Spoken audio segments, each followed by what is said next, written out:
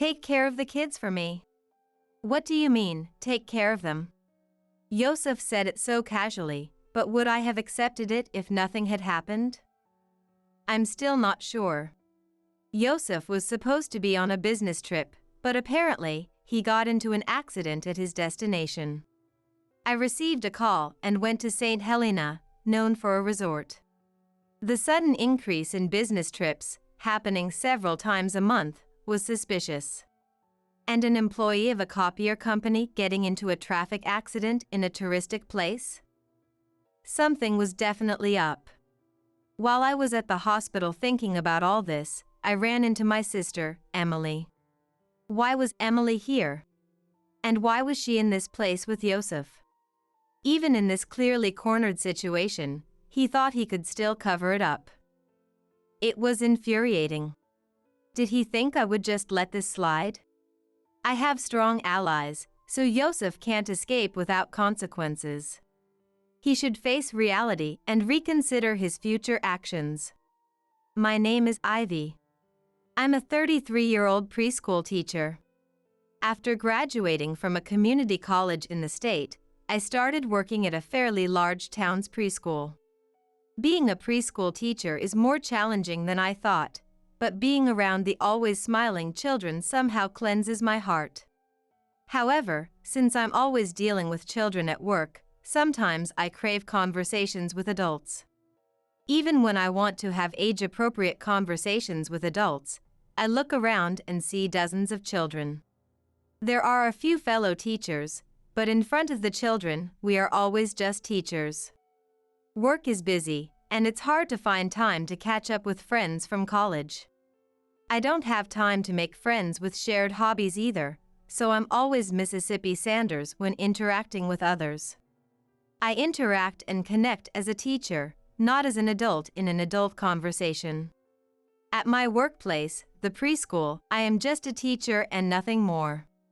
One day, a senior colleague handed over the task of managing the copier at work. It was a job previously handled by a teacher going on maternity leave, and it fell to me, the one who seemed the most idle and timid. Honestly, managing the copier was just an additional burden. I wanted to leave work early and have fewer tasks, so to me, it was just a chore. Handling the copier management on top of my usual work was unbearable. Making sure the copier worked smoothly, refilling ink, managing the paper stock. These were the most troublesome tasks. But I never imagined that someone who would dispel my gloomy feelings would appear. In the early afternoon, the preschool bell rang, summoning the person in charge of the copier to the office. Since it was nap time for the children, I informed my partner teacher and headed to the office. "Excuse me, I'm here to check the copier." At that moment, I felt a reaction as if an electric current had run through me. I didn't know why, maybe his looks? His voice? There was something indescribable. "Oh, yes. I'm in charge. I took over from the previous person. Nice to meet you." "Nice to meet you too. I'm from the copier company." My first impression of Yosef was strange. It wasn't the kind of feeling one usually has for a business contact.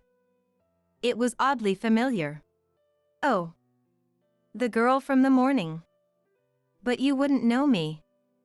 Do you sometimes stop by the convenience store near the bus terminal in the morning?" I remembered with that one sentence. "Oh, the one by the new snack section at the convenience store." Sometimes, I stop by the convenience store near the bus terminal to buy lunch or drinks. Depending on the day, I purchase different items, but when I go at a set time, there's always someone there. Just after entering the store, near the prominently displayed shelf of new products, stands a man intently choosing what to buy. That was him. "You know, I used to see you at the convenience store. I never imagined we'd meet like this." That's my line. I was curious about the new snacks, but I was also curious about the young lady I sometimes saw. Could such a thing really happen? Usually, I deal with children at work and have no opportunities to meet men, but I remember feeling a flutter in my heart at that moment. I don't think it's appropriate to talk about work here. How about exchanging contact information? If you don't mind, that is. Of course, I don't mind. I'd be happy to. On the day I was meeting with the copier company representative, we ended up exchanging contact information out of the blue. That became the catalyst for us to gradually get closer. As we talked about daily happenings and amusing incidents, he became someone I was increasingly interested in. At first, it was love at first sight for me. But as I got to know Ivy, I realized that being with her made me feel so at ease. Please marry me. I can't believe this day would come. I'm so happy. I thought I would spend my life dedicated to my work, growing older, but happiness suddenly came to me. Meeting again with someone I had passed by casually in the city, deepening our connection, and moving towards marriage. At that moment, I was at the peak of happiness, but at the same time, I had another thought in my mind. I won't end up like my sister, Emily. I will seize my own happiness. That's what I whispered to myself. My sister, Emily, is 2 years older than me. People think we must be close because we're not far apart in age, but that's a complete misunderstanding. I am the quiet type, if I do say so myself. I'm average in studies and fashion, and I decided to become a childcare worker simply because I love being around children. On the other hand, Emily is my exact opposite and spares no effort in being fashionable. She's always thinking about how to stay beautiful and how to dress up. In terms of social hierarchy, she was at the top, always wearing the latest trends, belonging to a group that others admired. Perhaps because of her social circles, she was always in relationships with men since her school days. Since she got her first boyfriend in the first year of middle school, Emily never had a period without a boyfriend. Right after graduating high school, she moved out to live with her then boyfriend.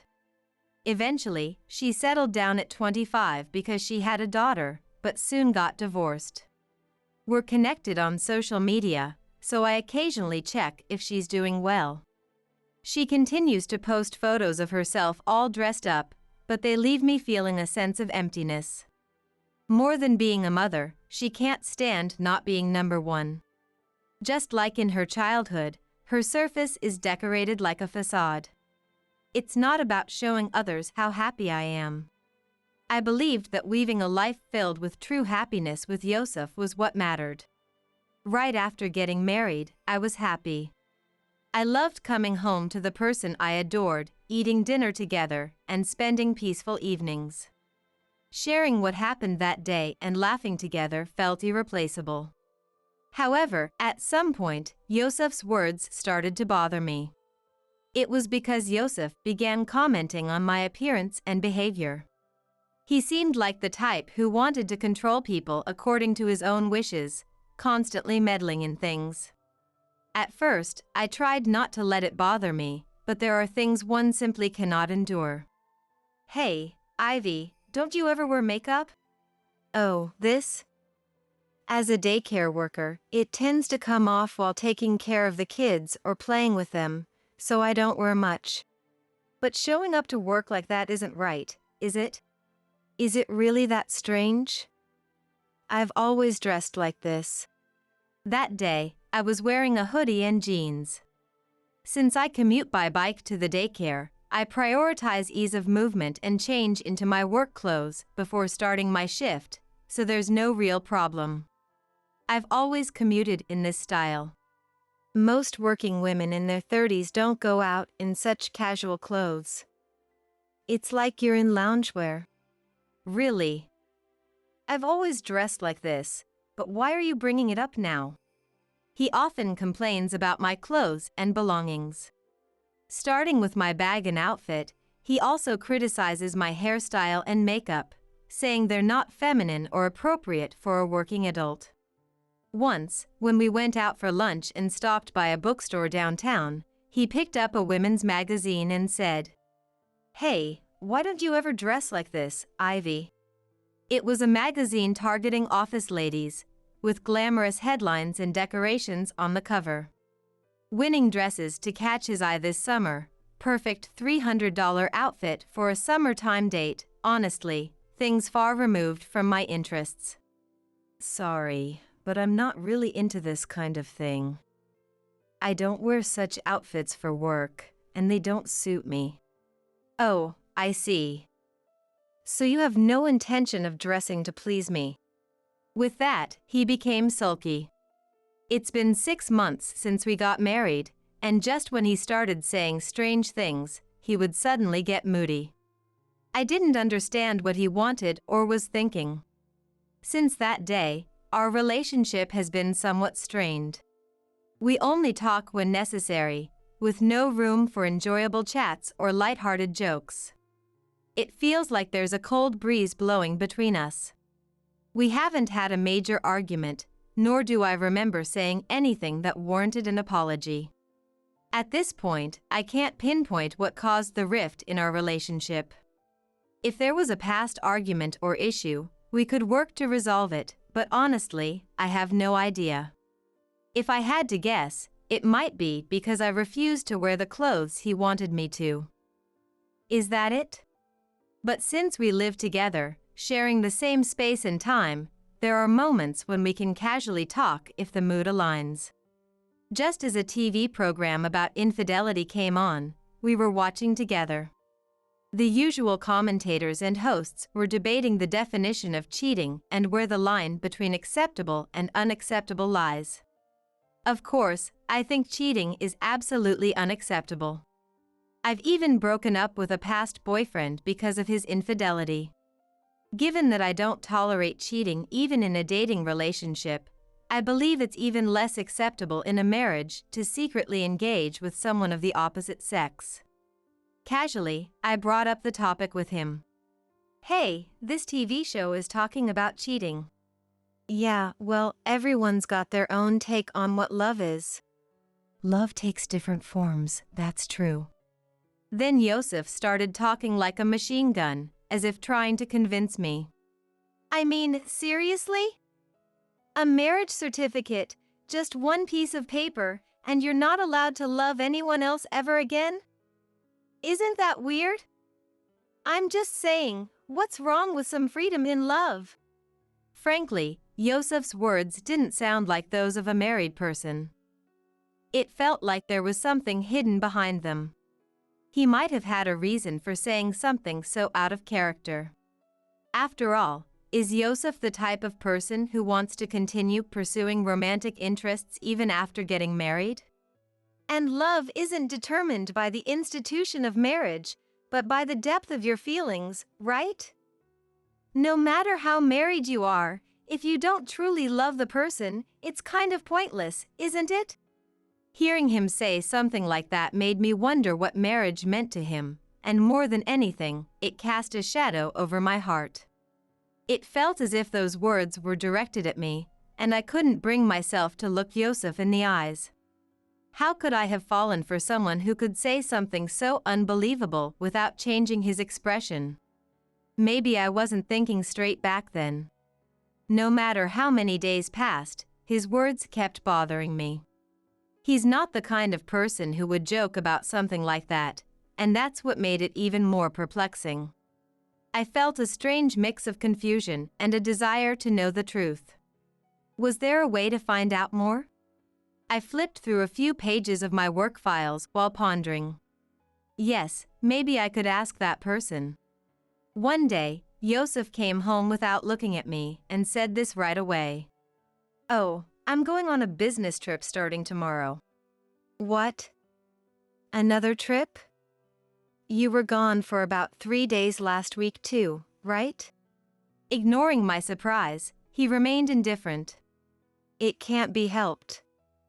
Someone suddenly quit at this time of year, and we're short-staffed. Since I'm a reliable expert, I have to keep the workplace running." Because he said it so suddenly, I couldn't help but ask. "Hey, do I know the person who quit?" Was it that colleague you mentioned before?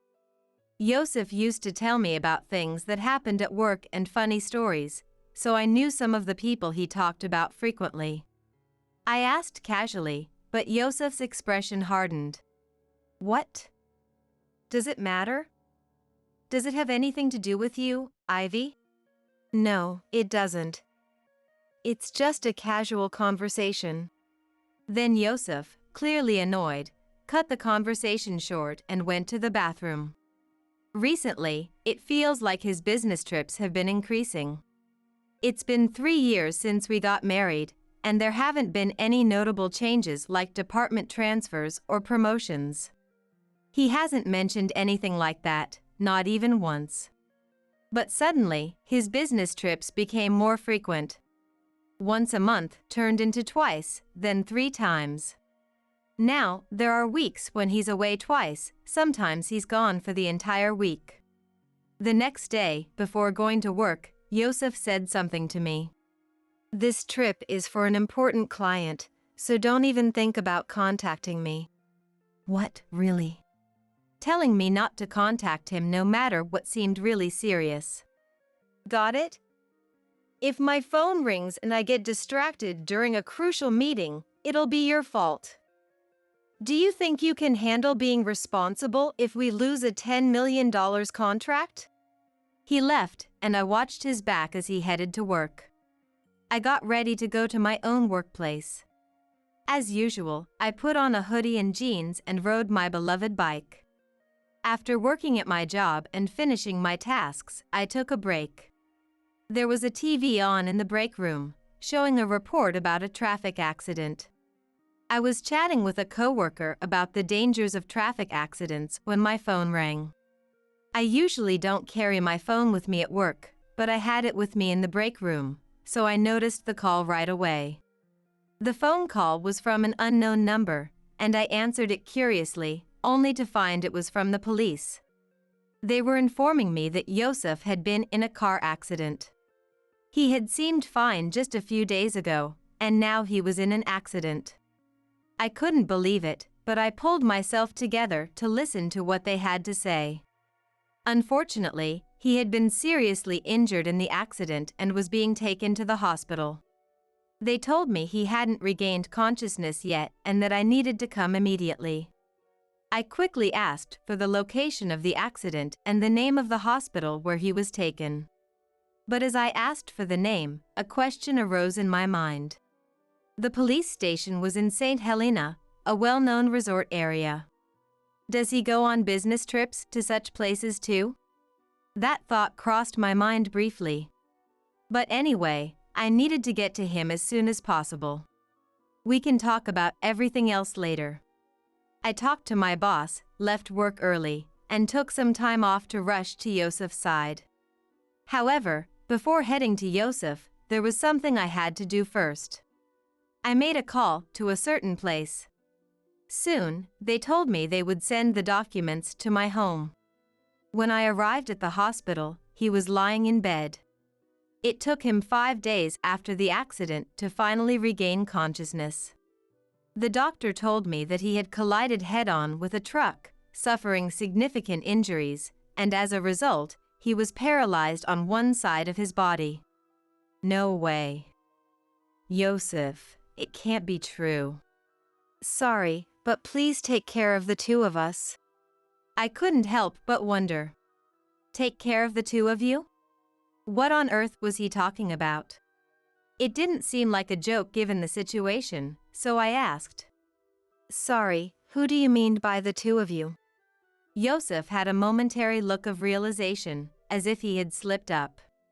Who? Well, it's obvious, me and Riley. Riley was Emily's daughter, my niece. I had only met her a few times at family gatherings, but why was she suddenly being mentioned here? Why Riley's name all of a sudden? Well, she contacted me during my business trip and said that if anything happened to me, to take care of her. Riley contacted Yosef specifically? And the first thing that came to my mind was, why not ask Emily? I blurted out without thinking. Did Yosef and Riley exchange contact information? Not Riley, more like Emily, kind of. Yosef and Emily had exchanged contact information? And now he was asking me to take care of them? And most importantly, Yosef's hesitant tone was really bothering me. With so many questions, I didn't know where to start when a nurse came in, wheeling a mobile bed. "This is the other passenger involved in the same accident," she said, bringing the bed over. The moment I saw who was on the bed, I screamed. Because the woman on that bed was unmistakably Emily. And she had a big belly. "Emily? Why are you here? And that belly, is it possible?" The nurse had said she was the other passenger in the accident. And those two people Yosef mentioned, could it be? "So, the car accident happened, and there's nothing we can do, so please take care of me and Emily." Wow! You get it quickly. It's great to have a smart woman in situations like this. I felt the blood drain from my head. This was too perfect to be a coincidence. It couldn't be just a coincidence. I was scared to ask, but I couldn't help it. "So, Yosef, are you telling me that you went on a resort with Emily under the guise of a business trip, and then had a car accident during that trip?" Well, the business trip was real, it's not a lie or anything. I just happened to see Emily and decided to give her a ride. His stuttering and desperate excuses are pathetic. I can somehow tell that my voice is trembling. I can't fully grasp the situation I'm in right now. "Oh, so you just happened to run into Emily on a business trip, and then conveniently decided to enjoy a trip together? Really?" I couldn't help but continue speaking rapidly to Yosef. My feelings were a chaotic mix of not wanting to hear any more and knowing I couldn't ignore this. Whether he realized how I felt or not, Yosef responded in a carefree tone. He still didn't seem to understand the gravity of the situation. He was probably thinking about how to cover it up. His eyes were darting around frantically. "No, you're overinterpreting. You always jump to the worst conclusions. It's one of your bad habits."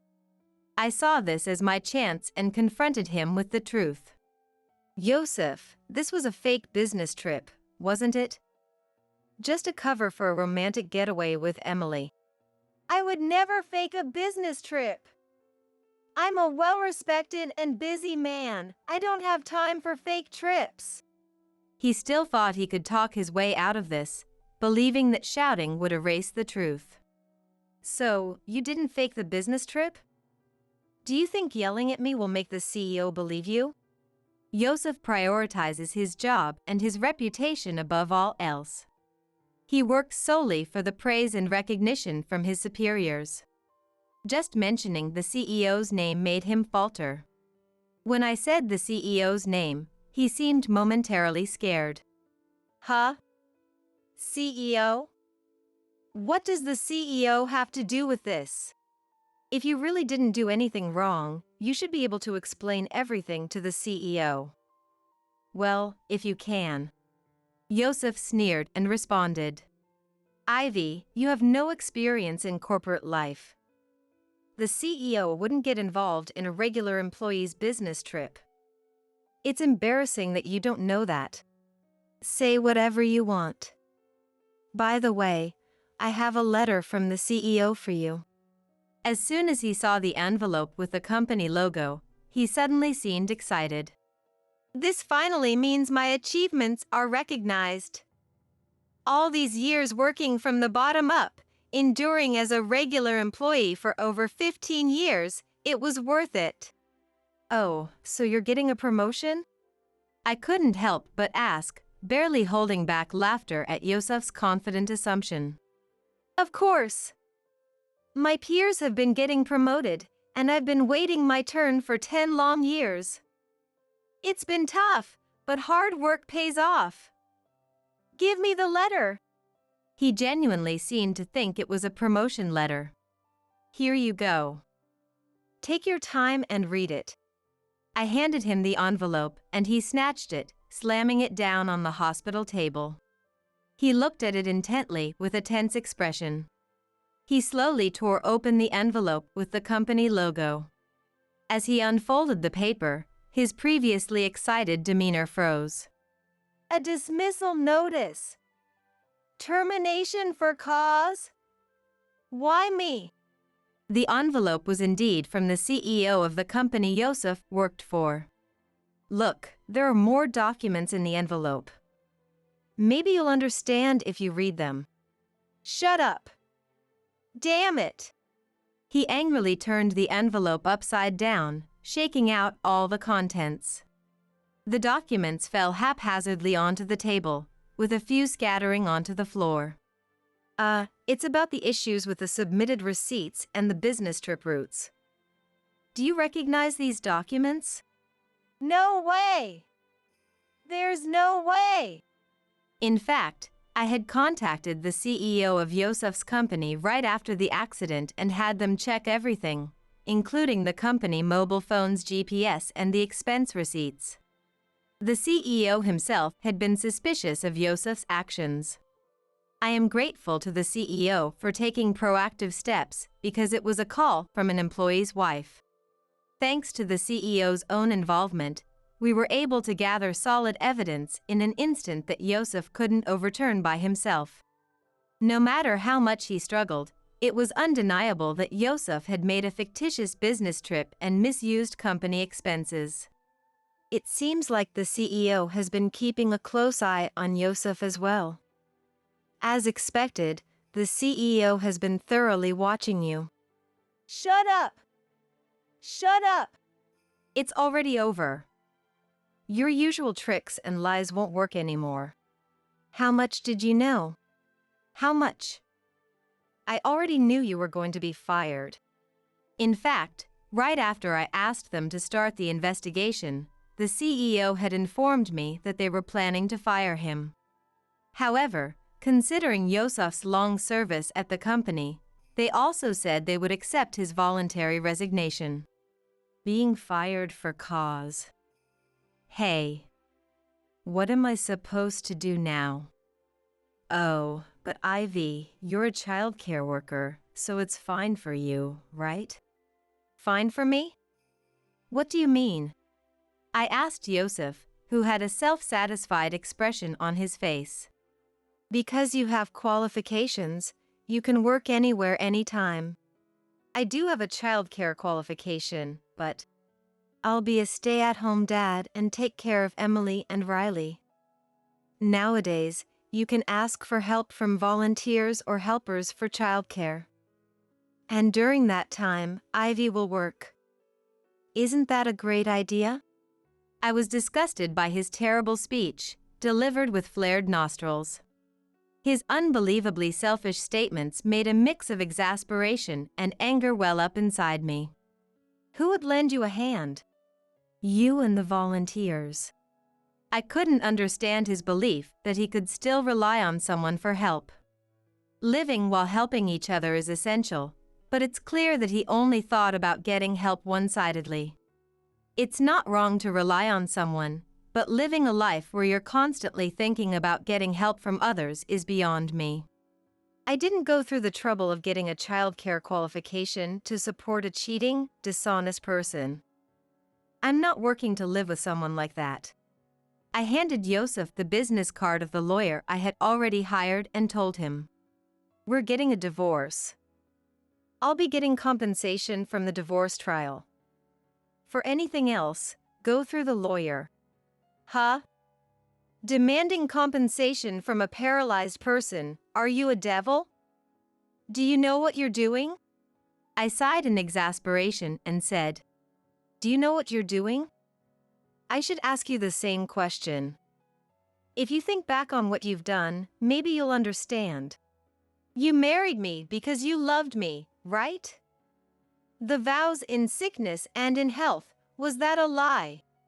He grabbed the hem of my clothes with his functioning hand, but I forcefully shook it off. Then I finished telling Yosef everything and looked down at Emily in the bed next to him. Hey, Emily.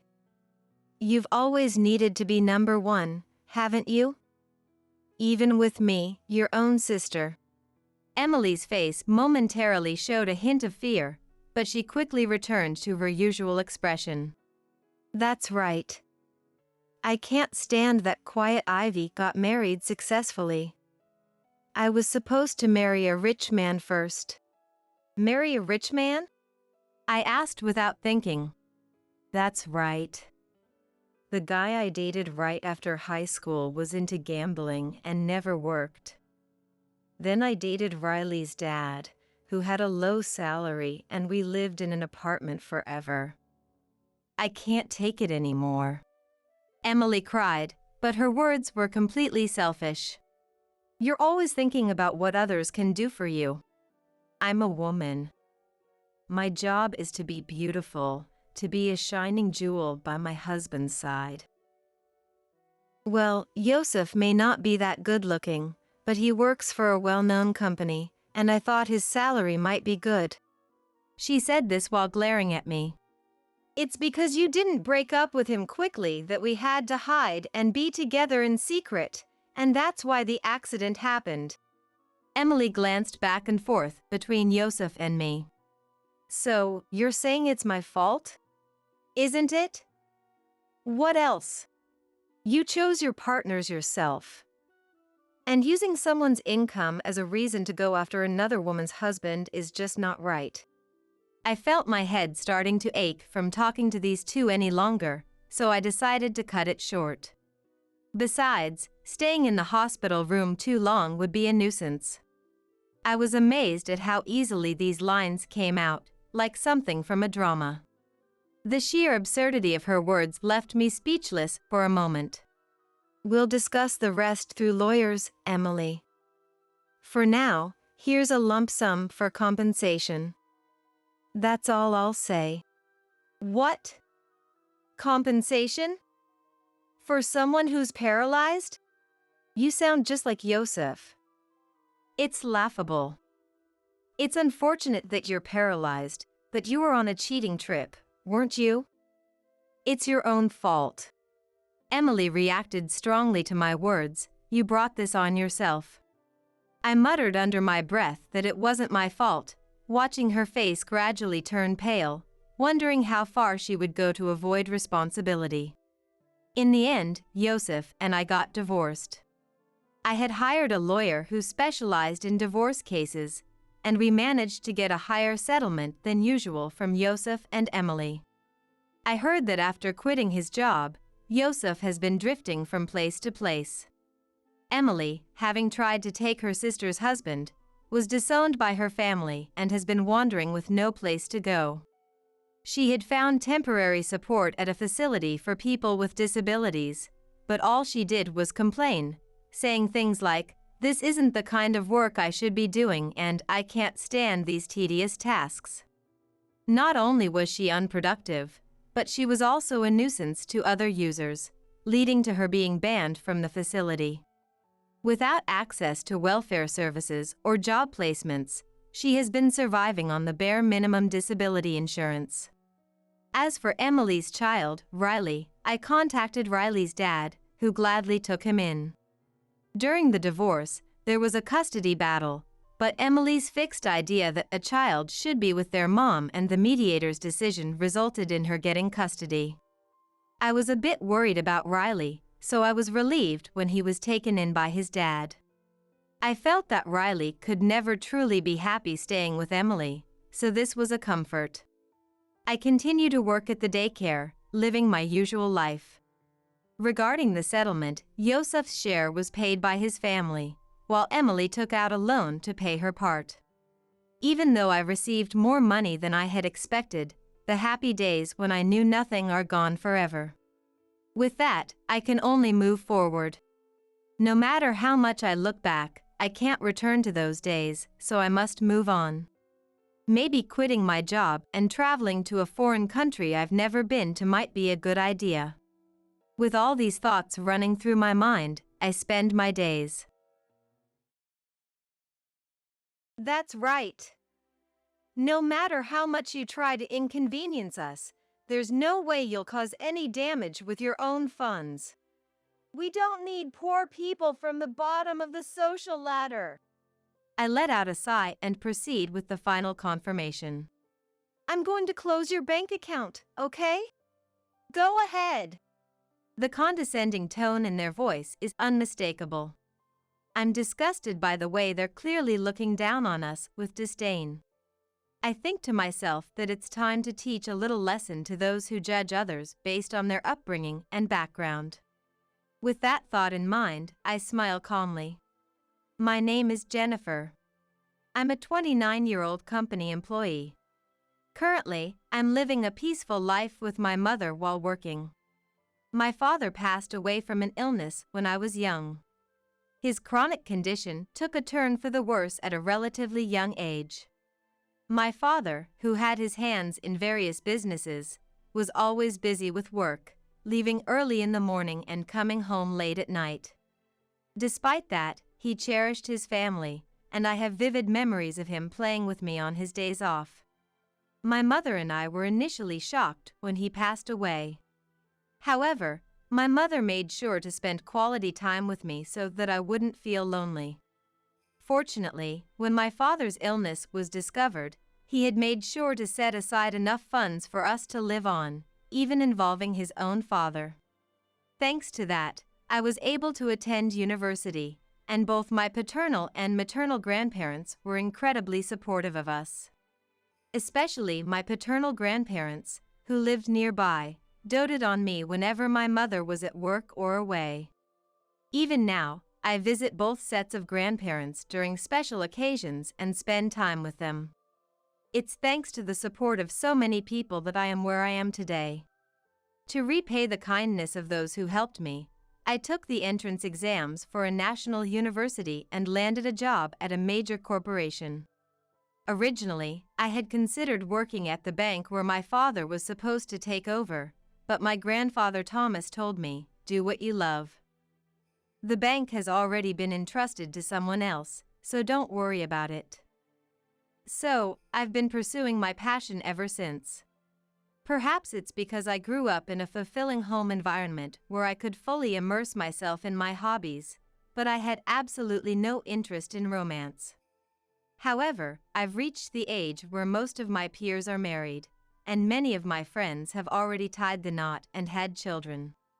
With that in mind, I had a fateful encounter that made me more conscious of marriage. Little did I know at the time that this encounter would escalate into a major incident. Hey, aren't you interested in love or romance? Huh?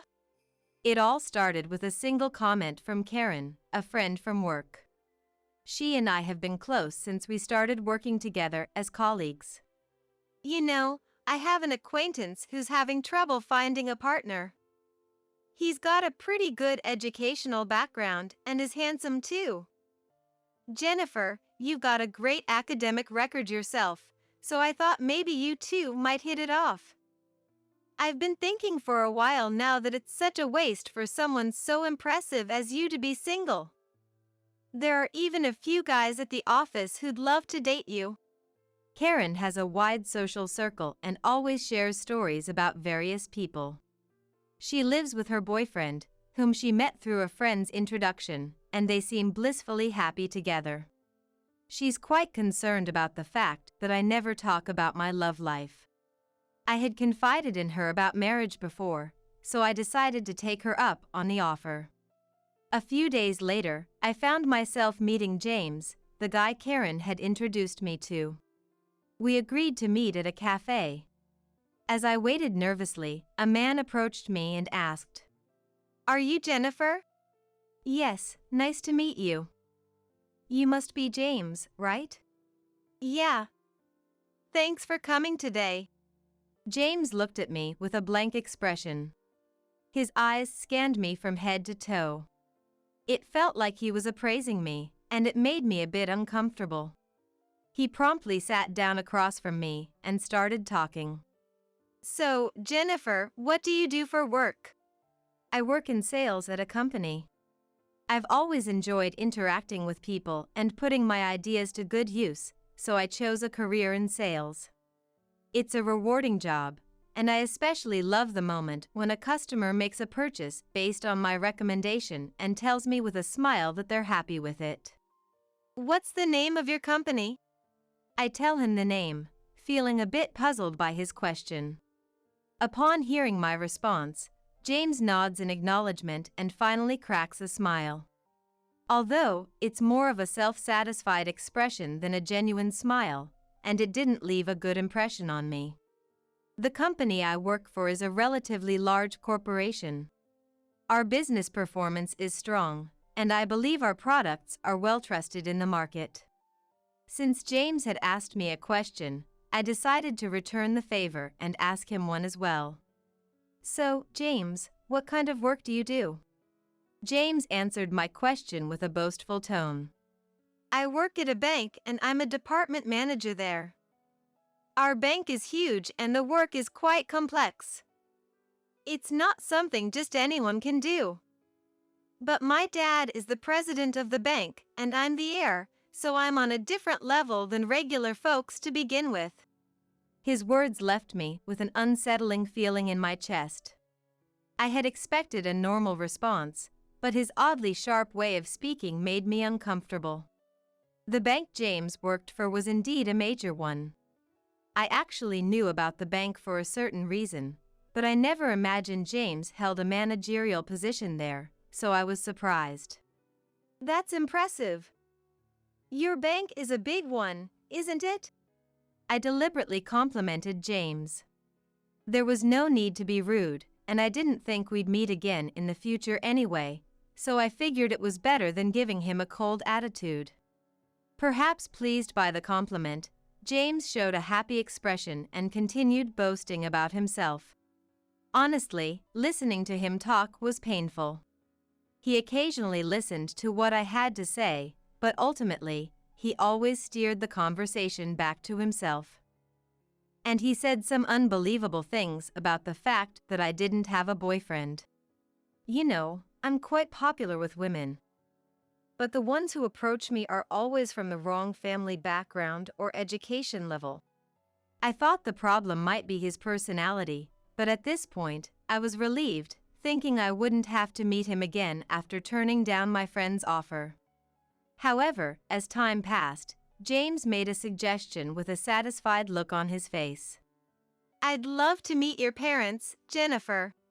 But we just met today. That's exactly why. The greatness of one's parents is important, and if we're going to date in the future, it's necessary, don't you think? No way, I have absolutely no intention of dating him. I screamed inside my head. However, as if completely ignoring my feelings, the conversation kept moving forward. Is there a day that works for you and your parents? I'll have to talk to my mother about it. Oh, what about your father? Taken aback by James's lack of reservation, I was overwhelmed by his forcefulness and continued the conversation. Well, my father passed away when I was young. Suddenly, James narrowed his eyes.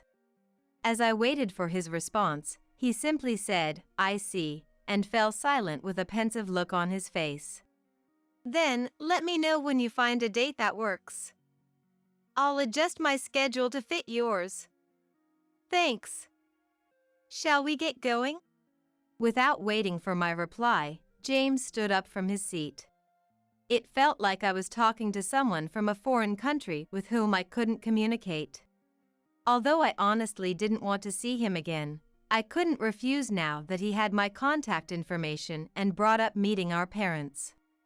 I was also bothered by the contemptuous look in his eyes the moment I mentioned that my father had passed away. In the end, I was pressured into agreeing to introduce our families to each other at a later date.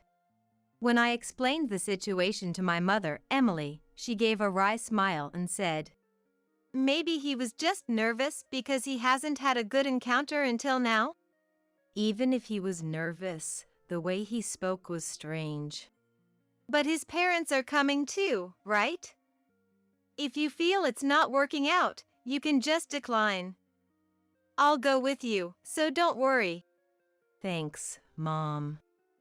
I'm sorry for getting you involved.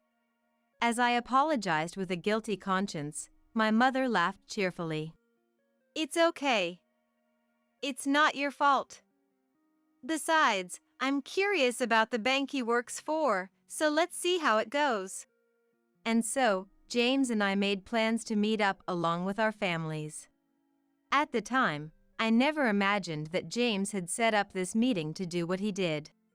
On the promised day, we arrived at the place James had specified. Judging from the exterior, it was a high-class restaurant. It's a big place. Yeah, it is. When we entered, a table was ready for us, but we were told James hadn't arrived yet. As we were shown to our seats and waited, the James family showed up a little past the appointed time. Sorry we're late. The traffic was heavy. Nice to meet you. Thanks for coming today. The James family took their seats without any hint of remorse for being late. It made my blood boil, but I didn't want to start a fight right off the bat, so I began the introductions. After exchanging greetings, some time passed, and James's mother, Donna, opened her mouth with an unpleasant smile. By the way, is your father running late? I glanced at James. However, he just snorted and said nothing. I had definitely told him before that my father had passed away. That's the only reason I reluctantly agreed to this meeting when he said he wanted our families to get together, yet Donna was acting as if she knew nothing about it. My mother immediately responded on my behalf. My husband passed away from an illness when my daughter was young. So today, I, her mother, am here with her. She answered with a gentle smile. In response, Donna let out an exaggerated gasp. Oh my, so Jennifer grew up in a single-parent household. Her words made my eyes widen. Even though we had mentioned that my father died from an illness, her tone was clearly malicious. It must be tough living with just one parent. But she did graduate from a state university. That's not too bad. Still, she's from a single-parent family, right? Won't that make things complicated if they date? My mother and I could only stare in disbelief at the conversation unfolding among the James family. How could they say such things with the person in question sitting right in front of them? They were mocking the fact that I had a single parent, as if it were something shameful. Moreover, these weren't the kind of comments you'd make to someone you just met. Feeling my blood boil, I retorted in a low voice. My mother raised me with love and care even after my father passed away. I am where I am today thanks to her. And don't you think it's incredibly rude to say such things to someone you've just met? Jennifer. However, upon hearing my words, Donna burst out laughing. Rude? Isn't it more absurd for the son of a distinguished family to date a girl from a single-parent household? I'm not a big fan of pushy women, you know. This was hopeless. They were completely unwilling to listen to reason. With that thought in mind, I simply stared at the three of them in exasperation. I had high hopes when I heard you worked for a big company. But I guess someone like you, who's going to take over our bank in the future, is just out of your league after all. The insults kept coming, one after another. I had no desire to listen to them anymore, but I knew I didn't deserve to be spoken to like this. As I clenched my fists in anger, my mother glared at the three of them. Did you invite us here today just to look down on us? Jennifer told me about what happened the other day. Are you enjoying mocking us now that you know she's from a single-parent family? I had never heard her voice sound so icy before. Oh, come on, don't be so sensitive. We were just teasing a little, that's all. I don't think anyone enjoys being made fun of. And everything you've said so far has been nothing but snide remarks. We have no intention of sitting here and continuing to be insulted. As my mother stated this clearly, the James family looked dissatisfied. The nerve of a mere commoner. A commoner, huh? You may be right, but today's events have helped me make up my mind. For a moment, the James family looked puzzled by my mother's words, but then they quickly started laughing. Their expressions seemed to say, "What could someone like you possibly do?" My mother sighed and opened her mouth to speak. Actually, we have some assets deposited at your bank. However, I don't feel comfortable entrusting them to a bank with people like you. Oh, is that so? But I've never heard your name before, so you must not be a big client. I bet it's not even that much anyway. That's right. Even if you try to cause trouble for us, there's no way we'd suffer any losses from your measly funds. We don't need poor people from the bottom of the barrel.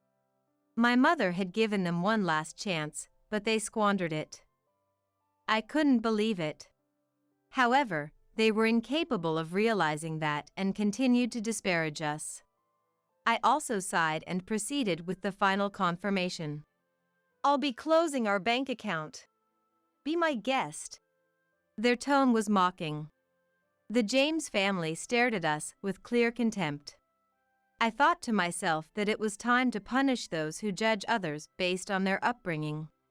With that in mind, I smiled. Very well then. We'll go ahead and do just that. And please consider this marriage proposal null and void. Of course, that was always the plan. The idea of my son marrying a girl from a single-parent family is just ridiculous. I understand. If you'll excuse us then. My mother and I stood up. Don't worry about today's bill. I'm sure it's too expensive for you to afford anyway. Is that so? Well then. And with that, our disastrous meal came to an end. Afterwards, we made a phone call to a certain place. A few weeks later, my cell phone was flooded with messages from James. Of course, I had expected this, and since it was a mess of their own making, I had no intention of responding. I immediately blocked his number. A few days later, I received a call from my grandfather. Summoned by him, my mother and I headed to James's bank. When we were shown into the conference room, we found the James family there, their faces pale. The moment she saw us, Donna rushed over and apologized profusely. We are truly sorry for what happened. I didn't respond to her words and simply smiled as I opened my mouth to speak. What exactly are you apologizing for? At my question, Donna bit her lip, her fists trembling. It was understandable.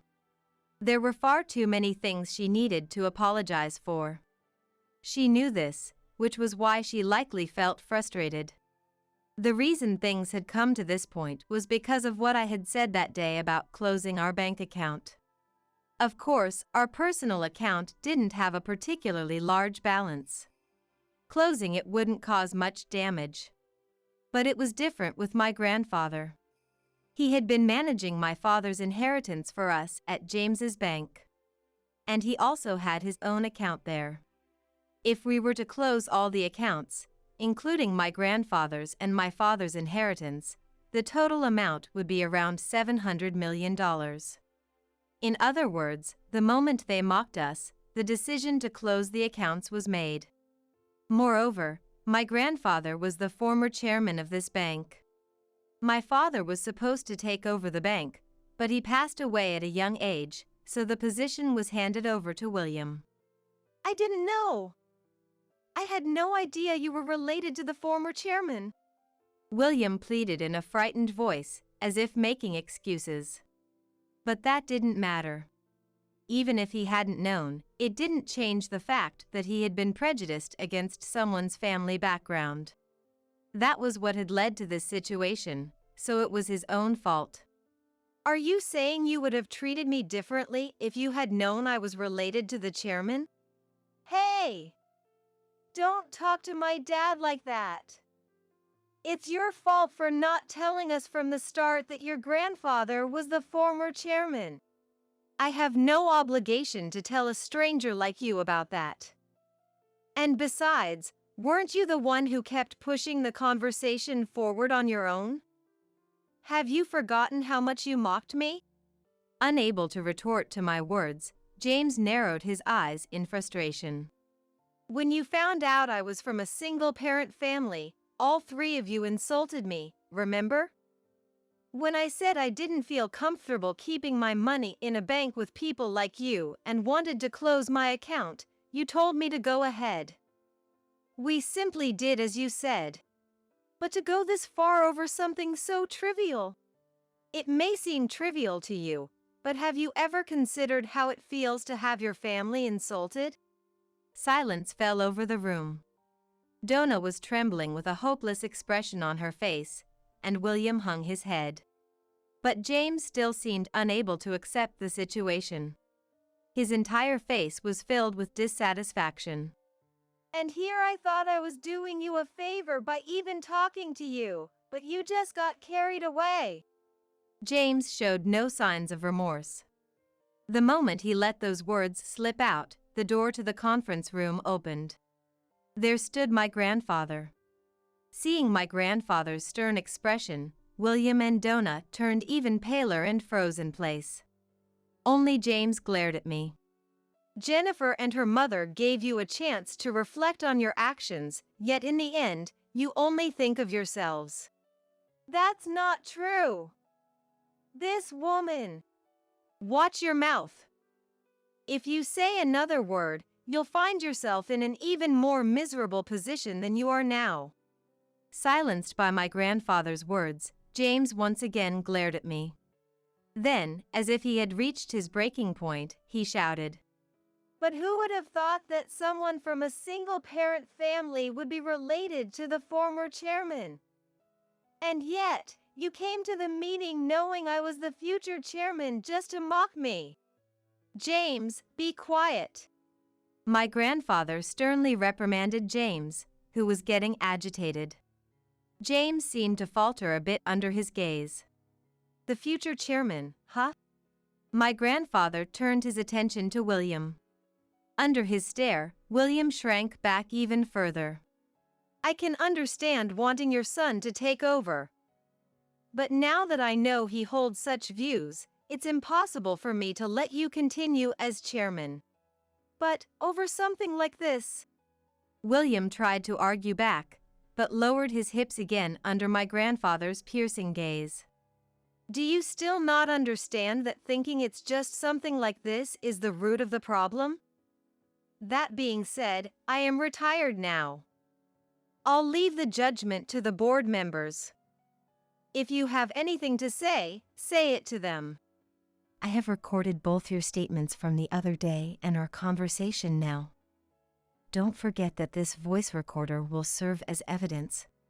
I took out the voice recorder in front of the three of them and pressed the play button. The conversation from the other day started playing from the recorder. It's cowardly of you to have prepared something like that. I had it ready just in case, but don't forget that you're the ones who created a situation where I had no choice but to use it. Even James couldn't find a way to retort, and as the three of them turned pale, my grandfather said, Thank you. Leave the rest to me now. With that, my mother and I left the room. In the end, my grandfather didn't end up transferring the funds. William was stripped of his position as chairman, and James was also demoted. Perhaps because his pride wouldn't allow it, James ended up resigning voluntarily. However, my grandfather used his influence in the financial industry, so I think it will be extremely difficult for James to find another job in the same field. I'm not sure if he realizes it or not, but William seems intent on somehow sticking it out until retirement age. But my grandfather said it would be tough on him both mentally and physically. Donna, who had acted so high and mighty as the chairman's wife, apparently started a part-time job to maintain her lifestyle, but given her personality, I heard she probably won't last long. I'm really sorry. It's okay. You didn't know, right? I only told the friend who had introduced me to James about the outcome of the whole ordeal. She had only heard about James from an acquaintance, so she had no ill intent. My mother was worried about the fact that we were a single-parent family because of that incident, but I'm happy now, and I can live my life thanks to the support of those around me.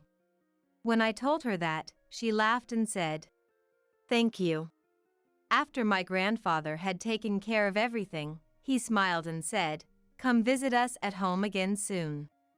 I'm truly grateful for my grandfather's help in getting through this situation. It was tough, but I'm happy now, so it's all good. By the way, I have some good news for you, Jennifer. Huh? Is it about love again? This time, it's my boyfriend's friend, so it'll definitely be fine.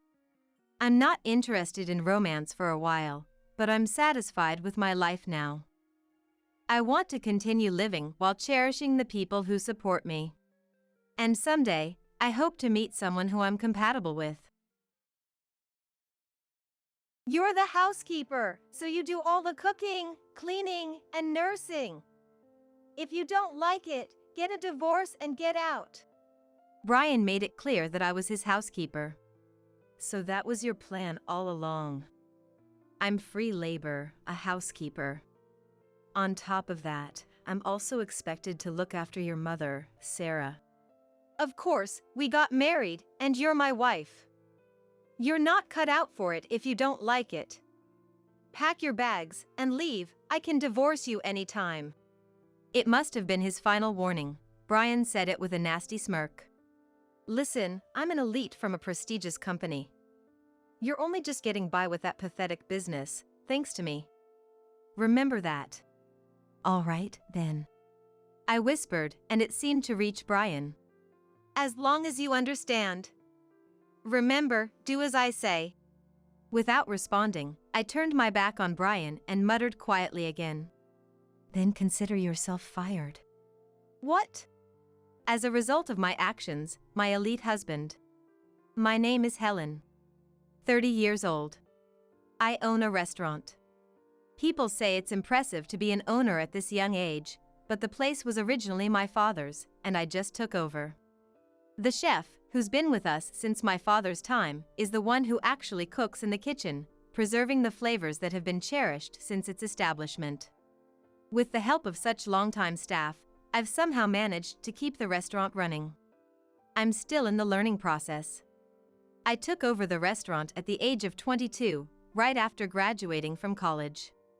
Instead of getting a job, I was immediately entrusted with it from my father. I graduated from the economics department, so I thought I had learned a lot, but reality doesn't always follow the textbooks. Despite numerous failures, and my fair share of bad days, I've managed to keep the restaurant going to this day. I thought I was pretty lucky.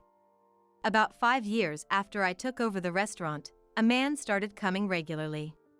It was Brian, who would later become my husband. Once, a group of men in suits came over. Brian was one of them.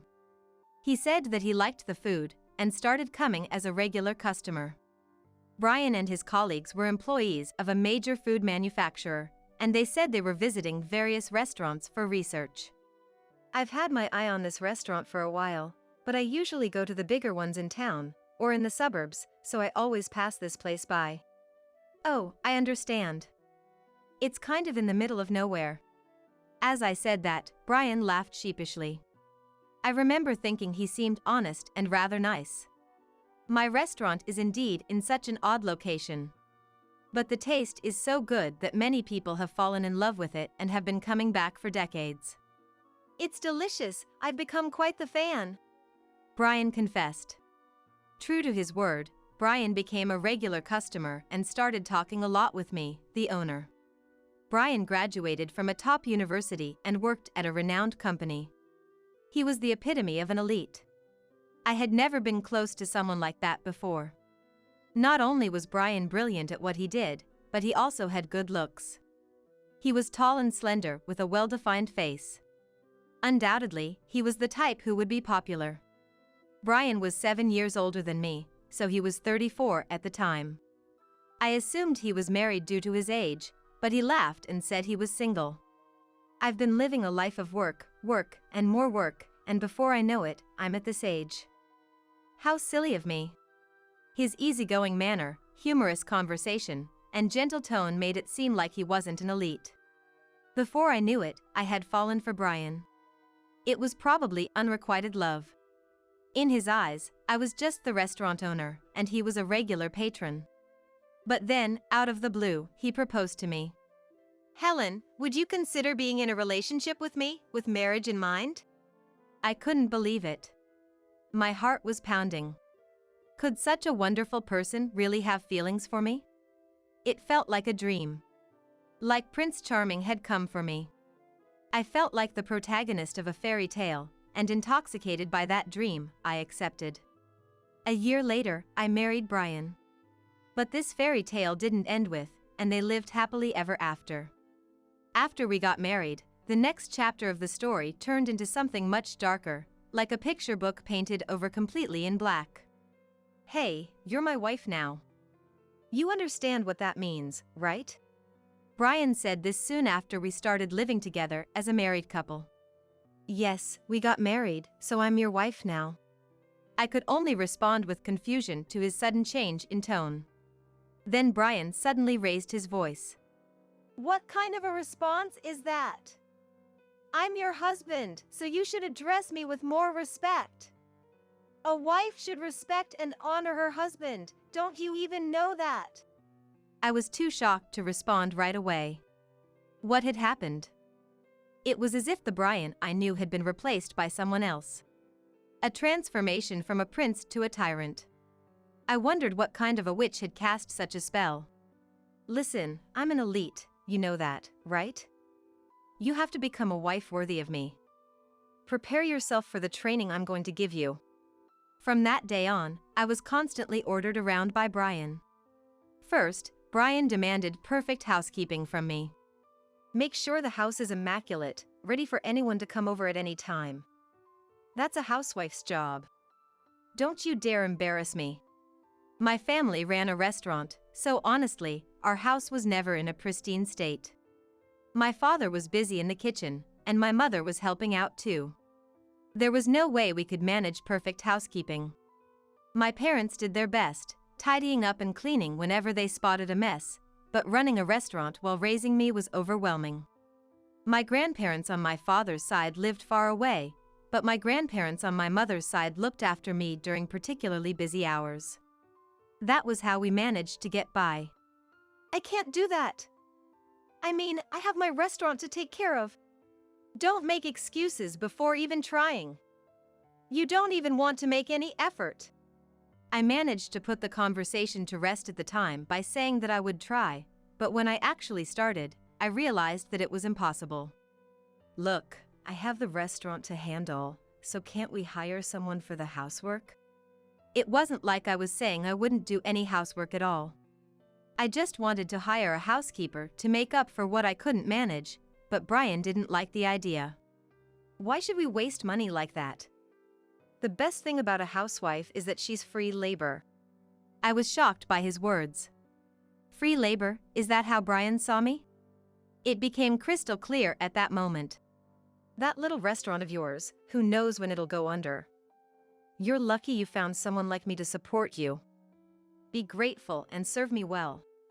When we were dating, he had praised me for taking over the business from my parents at such a young age. That's one of the reasons why I fell for Brian. It might be a small place, but it meant a lot to me, and he had once praised my dedication to keeping it going. Just keep the restaurant as insurance. If need be, we can sell it. It's worth something even if it's small. But if it starts losing money, shut it down immediately. It's not worth keeping if it's running at a loss. That's what he said. So that's what you've wanted all along. I'll never let go of that restaurant, no matter what. Just do your best, but don't forget that I'm only allowing this to be your little hobby because I feel sorry for you. Remember, it's because I care about you. Brian said while laughing. From that day on, I started thinking about getting a divorce. But I still had some affection for Brian. I wanted to prove him wrong and make him apologize. I was sure he would understand someday. I worked like a horse with these mixed feelings. Indeed, it's a small restaurant, sustained mostly by regulars. Nowadays, most people opt for chain restaurants which offer the same taste wherever you go. That's why big chains thrive. But there will always be those who seek a nostalgic taste. That's why I want to keep the restaurant going. That desire never fades. While maintaining a seemingly peaceful marriage on the surface, I worked hard for the day I would prove Brian wrong. And to that, Brian half mockingly, half amusedly would say, "Wow, you're really trying hard, still keeping that restaurant going, huh? I thought it would fail soon." "Well, as long as you take care of the house, you can keep going." I was already doing it without being told. Every morning, I'd wake up early to prepare breakfast for Brian, wake him up, and see him off, then rush out of the house. I'd spend a busy day at the restaurant, and then after closing, I'd shop for groceries, come back home to cook dinner, and clean.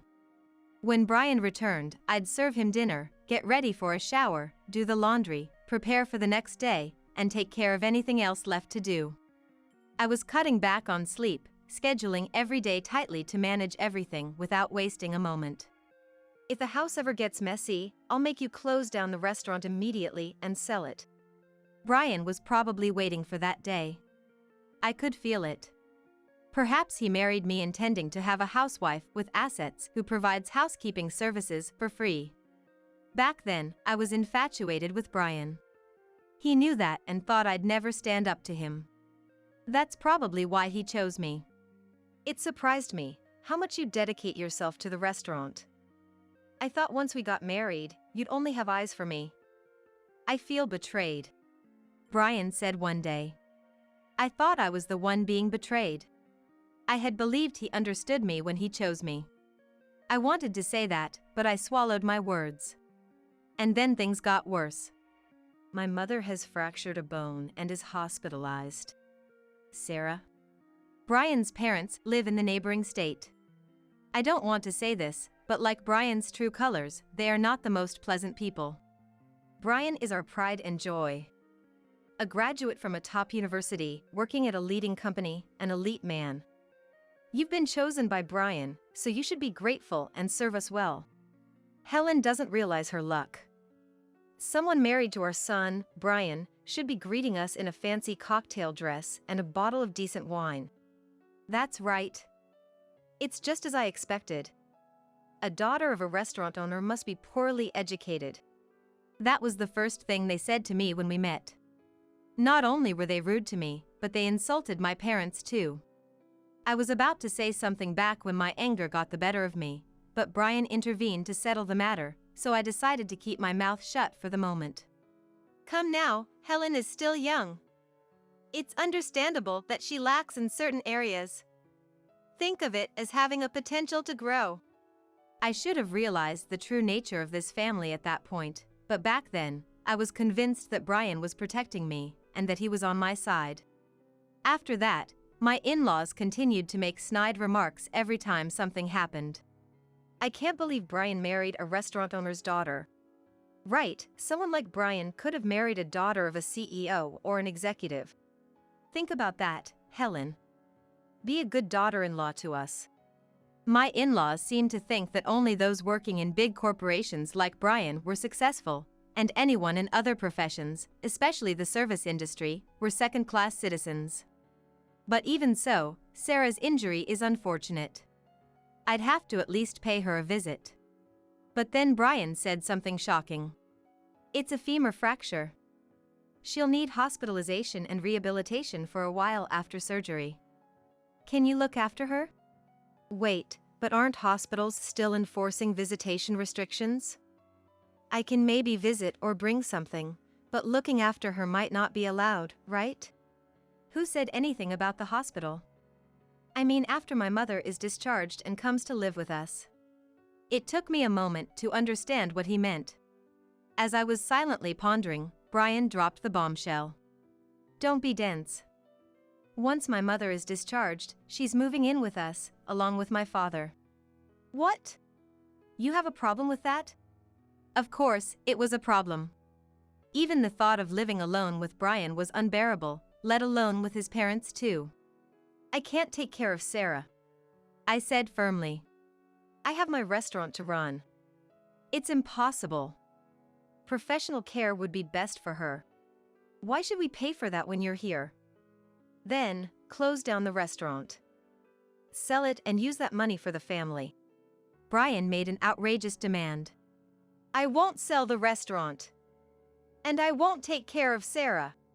You're the housekeeper, so you do all the cooking, cleaning, and nursing. If you don't like it, get a divorce and get out. Brian made it clear that I was his housekeeper. So that was the plan all along. I'm free labor, a housekeeper. On top of that, I'm also expected to look after your mother, Sarah. Of course, we got married, and you're my wife. You're not cut out for it if you don't like it. Pack your bags and leave, I can divorce you anytime. It must have been his final warning. Brian said it with a nasty smirk. Listen, I'm an elite from a prestigious company. You're only just getting by with that pathetic business, thanks to me. Remember that. All right, then. I whispered, and it seemed to reach Brian. As long as you understand. Remember, do as I say. Without responding, I turned my back on Brian and muttered quietly again. Then consider yourself fired. What? Brian didn't hear it clearly and asked again, but I didn't bother repeating myself. I need to get things ready, so I can't do it right now. Fine, there's still time before my mother is discharged. They say she needs at least a month in the hospital. If you're ready by then, that's fine. Brian must have thought I had agreed and went to the bedroom, satisfied. I had been preparing for this for 2 years. Everything had been for this very moment. But even so, I still had hope. That Brian would return to the man he was before we got married. I didn't want to believe that the person I loved so much, that those happy days, were a lie. That's what I thought. But all my hopes were shattered. I had to make up my mind. I was ready. Hello, it's Helen. No, it didn't work out. It can't be helped. Let's take action. I made a call to someone, ready to move forward. A month later, an article made it to the front page of the economics section of the newspaper. The story was that the food manufacturer for which Brian worked for was about to be acquired by a restaurant group in a large stock buyout. What the hell is this? In frustration, Brian yanked the newspaper from side to side, tearing it in half. This is a joke. We're a leading company. And now they're selling us out to some stupid restaurant group. Brian crumpled the torn newspaper and hurled it against the wall. Damn it, what's gonna happen? This can't be true. Brian turned on the TV as if waking from a nightmare, only to see the same news. It seemed the acquisition was real. Damn it, how did it come to this? Brian slumped down on the sofa and ruffled his hair in frustration. There's nothing we can do about what's already happened. Here, take this. What's this? Brian looked at what I offered him and his eyes widened in shock. He seemed very surprised. What is this? It's a divorce petition. I can see that. What the heck do you think you're doing giving me this? Brian crumpled the divorce papers and threw them too. That too, after the newspaper? No matter how much you crumple it, nothing will go back to how it was. Why do you want a divorce? I demand an explanation. Are you kidding? Have you forgotten? You're the one who mentioned it. Brian went silent, likely remembering his own words. I won't take care of Sarah or live with your parents. If you don't like it, get a divorce. Those were your words, right? I did say that. But well, I was bluffing, thinking you wouldn't listen to me otherwise. So it was a threat. Brian didn't respond. I married you because I loved you. I trusted you. But you deceived me and betrayed me repeatedly. That's why I've decided to get a divorce. I took another divorce petition from the file and placed it in front of Brian. I have spare copies, so feel free to crumple that too. If I run out, I can get more or download it and print it out. We live in such convenient times. Brian stared at the divorce petition placed before him again. This is a lie, right? He looked at me with pleading eyes. No, it's true. This is reality. You're not that kind of woman, right? You wouldn't do something so cruel when I'm so vulnerable. It seemed like he wasn't going to accept it so easily. Think about what you've done, and what you've tried to do to me. Which do you think is worse? I took my time to tell Brian. Do you remember what you said after we got married? That a wife should respect and honor her husband? Brian didn't respond. I respected you even before we got married. That's why I decided to marry you. But after hearing those words, my respect for you vanished. People who trample on others are also trampling on their own feelings. Brian looked down, silent. You saw me only as free labor, a housekeeper. And the restaurant I cherished, you saw as an asset to cash in. I realize that, but still, I loved you. Helen. Brian looked up at me with hope. I'm sorry. I didn't realize you cared about me so much. That's why I acted harshly. Please forgive me. Brian held my hand, tears streaming down his face. I'll change, I promise. Give me another chance. I'll treasure you this time. I'm sorry. I pulled my hand away from Brian's. Why not? We loved each other, didn't we? We can still make it work. No, it's too late. I've lost all faith in you. That's why I decided to acquire your company. What? Brian looked at me, bewildered. The big restaurant group that acquired your company, with 1,900 full-time employees, I'm the president of that company. Unfortunately, I'm letting you go. No, this isn't the time for jokes. What are you talking about? Have you lost your mind? Brian half laughed, but it was the truth. Never mind that for now. Here, take this. Brian took the envelope I handed him with confusion, then screamed in disbelief as he checked the contents. What's this? It was evidence of Brian's affairs. There were documents from a private investigator and numerous photos. A female employee in the secretarial department, a subordinate's wife, a recent college graduate, a woman from a business partner, a girl from a club, and who else? The list was astonishingly long. Brian is attractive. And with his elite status, it's no surprise women flocked to him. Amazing, isn't it? Your affairs are too many to count on both hands. I'll be seeking compensation for all of them, from you and the women involved. Hey! What? Brian, looking at the documents and photos, turned pale and trembled. He tried to speak to me, but didn't seem to know what to say. The problem is the time and place of the affairs. A lot of them seem to happen when you were supposed to be working. I think this is a breach of trust against the company. A lot of them occurred when he was out of the office on business during working hours, making sales rounds, on business trips, and entertaining clients. Brian was with his mistresses instead, as detailed in the documents. You've been investigating me like this all along? Yes, that's right. That's not fair. Brian threw the documents and photos at me. You used the money I earned for this?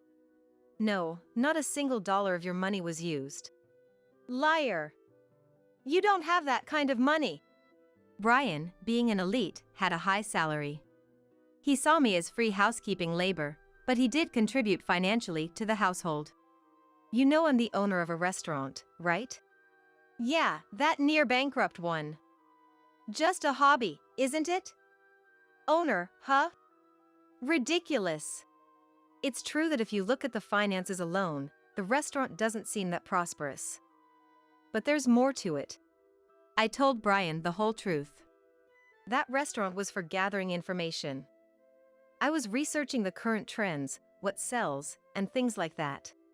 That restaurant, established by my parents, was the first of many.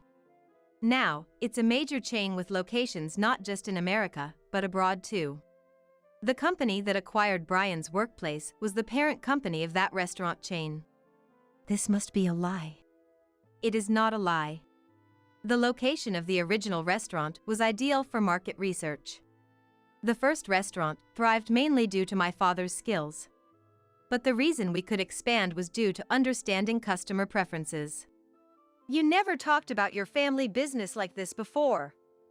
You tricked me. I didn't trick you. I just didn't tell you. When I started dating Brian and considering marriage, my father advised me to wait and see. In hindsight, my father saw through your true nature. He said to tell you if you didn't change after our marriage. Back then, I would have married Brian regardless of his opposition. That's why my father had said such a thing. And what I told Brian when we married wasn't a lie. My father was ill and struggling to continue working. So, he had my uncle take his place as the company president, and he pretty much retired. That's why it was true when I said I took over the restaurant, because my father was sick. He had undergone major surgery and difficult treatments. As an only child, I was still too young to take over the company, so I was in charge of the restaurant, partly so that I could learn new things. My business degree couldn't make up for my extreme lack of experience. I was told that if I failed to run the restaurant, I wouldn't be acknowledged as the successor. So, I worked hard to continue my father's legacy and earn his approval. My father probably warned me to keep quiet, fearing the business might be taken over or ruined by a bad marriage. But I thought Brian was different, and I wanted to prove I could be honest with him. That's why I remained silent. Well, I was disappointed. My father even told me that if Brian wasn't the man I thought, I should resolve it by myself. Of course, that's what I should do. There was no way I could run such a large corporation if I couldn't handle something as small as this. So, I've lived these past 2 years thinking about how I would make you regret it if you didn't show any remorse. Though, at the same time, I hoped you'd change your ways. I sighed, picked up my mobile phone, and made a call. The person on the other end answered right away, so I just said what I needed to and hung up. Immediately, the bell to the front entrance rang, so I unlocked it to let the visitor in. Who's that? Just watch. Soon the doorbell rang, and I invited the guest in. The company president. It was the former president of the company Brian worked for, soon to be mine. The former president bowed stiffly to me. Please proceed. The former president silently handed Brian a document. Termination notice. It was an official document. Brian was being fired for misconduct, including meeting women during work hours and charging personal expenses as business entertainment. In exchange for firing Brian, I promised the former president that he could continue as the company's president, and he agreed to the condition. Even minor misdeeds can accumulate into a major offense. What you did constitutes a serious breach of trust. It's only fair that you're dismissed. Brian stood in shock, but I had no intention of letting him off the hook. If you understand, would you please leave now? Why should I? This is my house. This place is rented, right?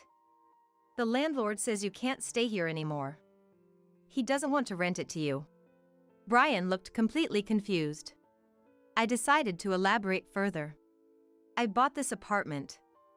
And you seem to have forgotten, but the lease was only until last month. So, you no longer have the right to live here. I don't plan on renewing the contract.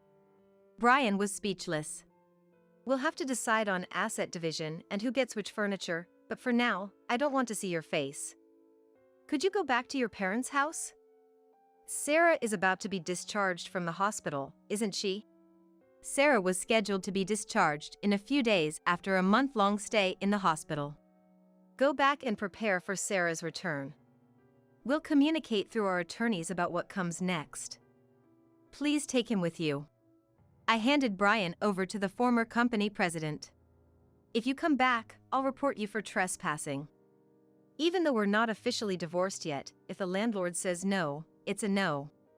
Brian left the room with the former company president silently. There was still more work to be done, but I have reached the end of a chapter. After Brian went back home, I started receiving calls persistently from my in-laws, having heard about the divorce. Helen, you're so amazing. Why didn't you tell us? You truly are our son's wife. We are so proud of you. Getting a divorce must be a joke, right?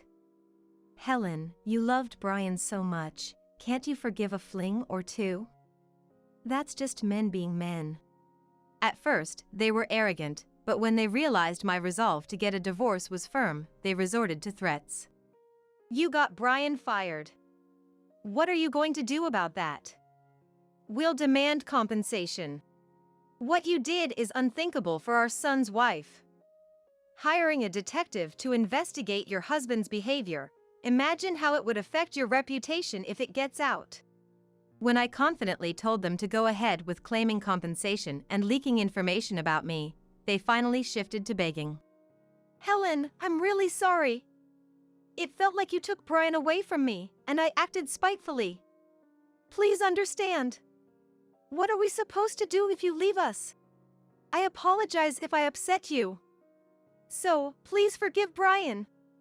If you can't forgive him, how about just us? We were family once, after all. Of course, I refused everything they had said to me. I've said it over and over again, but I'm divorcing Brian. If you keep pestering me, I'll report you to the police and consider taking legal action. After consulting with my attorney, we sent them a formal warning, and they finally stopped contacting me. I made sure Brian paid the compensation. And I ensured it was paid from the assets we divided. Luckily, his high salary meant he had savings. Now jobless and without savings, he's back living with his parents. He found a job in the service industry that he once looked down upon, working from early morning till late at night. Considering he had affairs with other men's wives, he's also facing compensation claims from their husbands. I hope he works hard and pays it all off, no matter how many years it takes. I talked to the women with whom he had cheated. All of them apologized, saying they weren't serious and were just in it for Brian's money and elite status. While I had anticipated this, any relationship with a married person, regardless of the reason, is a legal offense and can be subject to a lawsuit. I made sure these women understood the severity of their actions by legally requiring them to pay compensation. Hopefully, this will be a lesson, and they won't repeat the same mistake. After that, I officially took over as the company president from my uncle. I appointed my uncle as the chairman to continue receiving his help and advice. Although my father's condition has stabilized, he's not in a state to work. But seeing me take over the company, he started seemed to bring him peace, and his spirits noticeably improved. Occasionally, he still offers his thoughts and advice, which I value greatly. I hope my parents live as long as possible. Right now, that's my greatest wish. I've caused them so much worry by getting involved with such an awful man. I gave my parents a lot of trouble, but I resolved my problems all on my own. That seemed to make my father approve of me as a manager. Next time, I want to meet someone better and reassure my parents as a daughter, but I'm not sure I want to get married for a while. This company is like my child now. I want to raise it and help it grow bigger and better. As a company president, I'm just taking my first steps. But I believe a bright future lies ahead on this path. And of course, I'm still running that restaurant. This restaurant was where my parents began their business, and it was the start of my career. In a way, it's like my first child that I shall cherish for the rest of my life. I want to treasure it forever so that I never forget where I came from. If you don't want kids, maybe I'll have them. Maybe I should just divorce and we have them.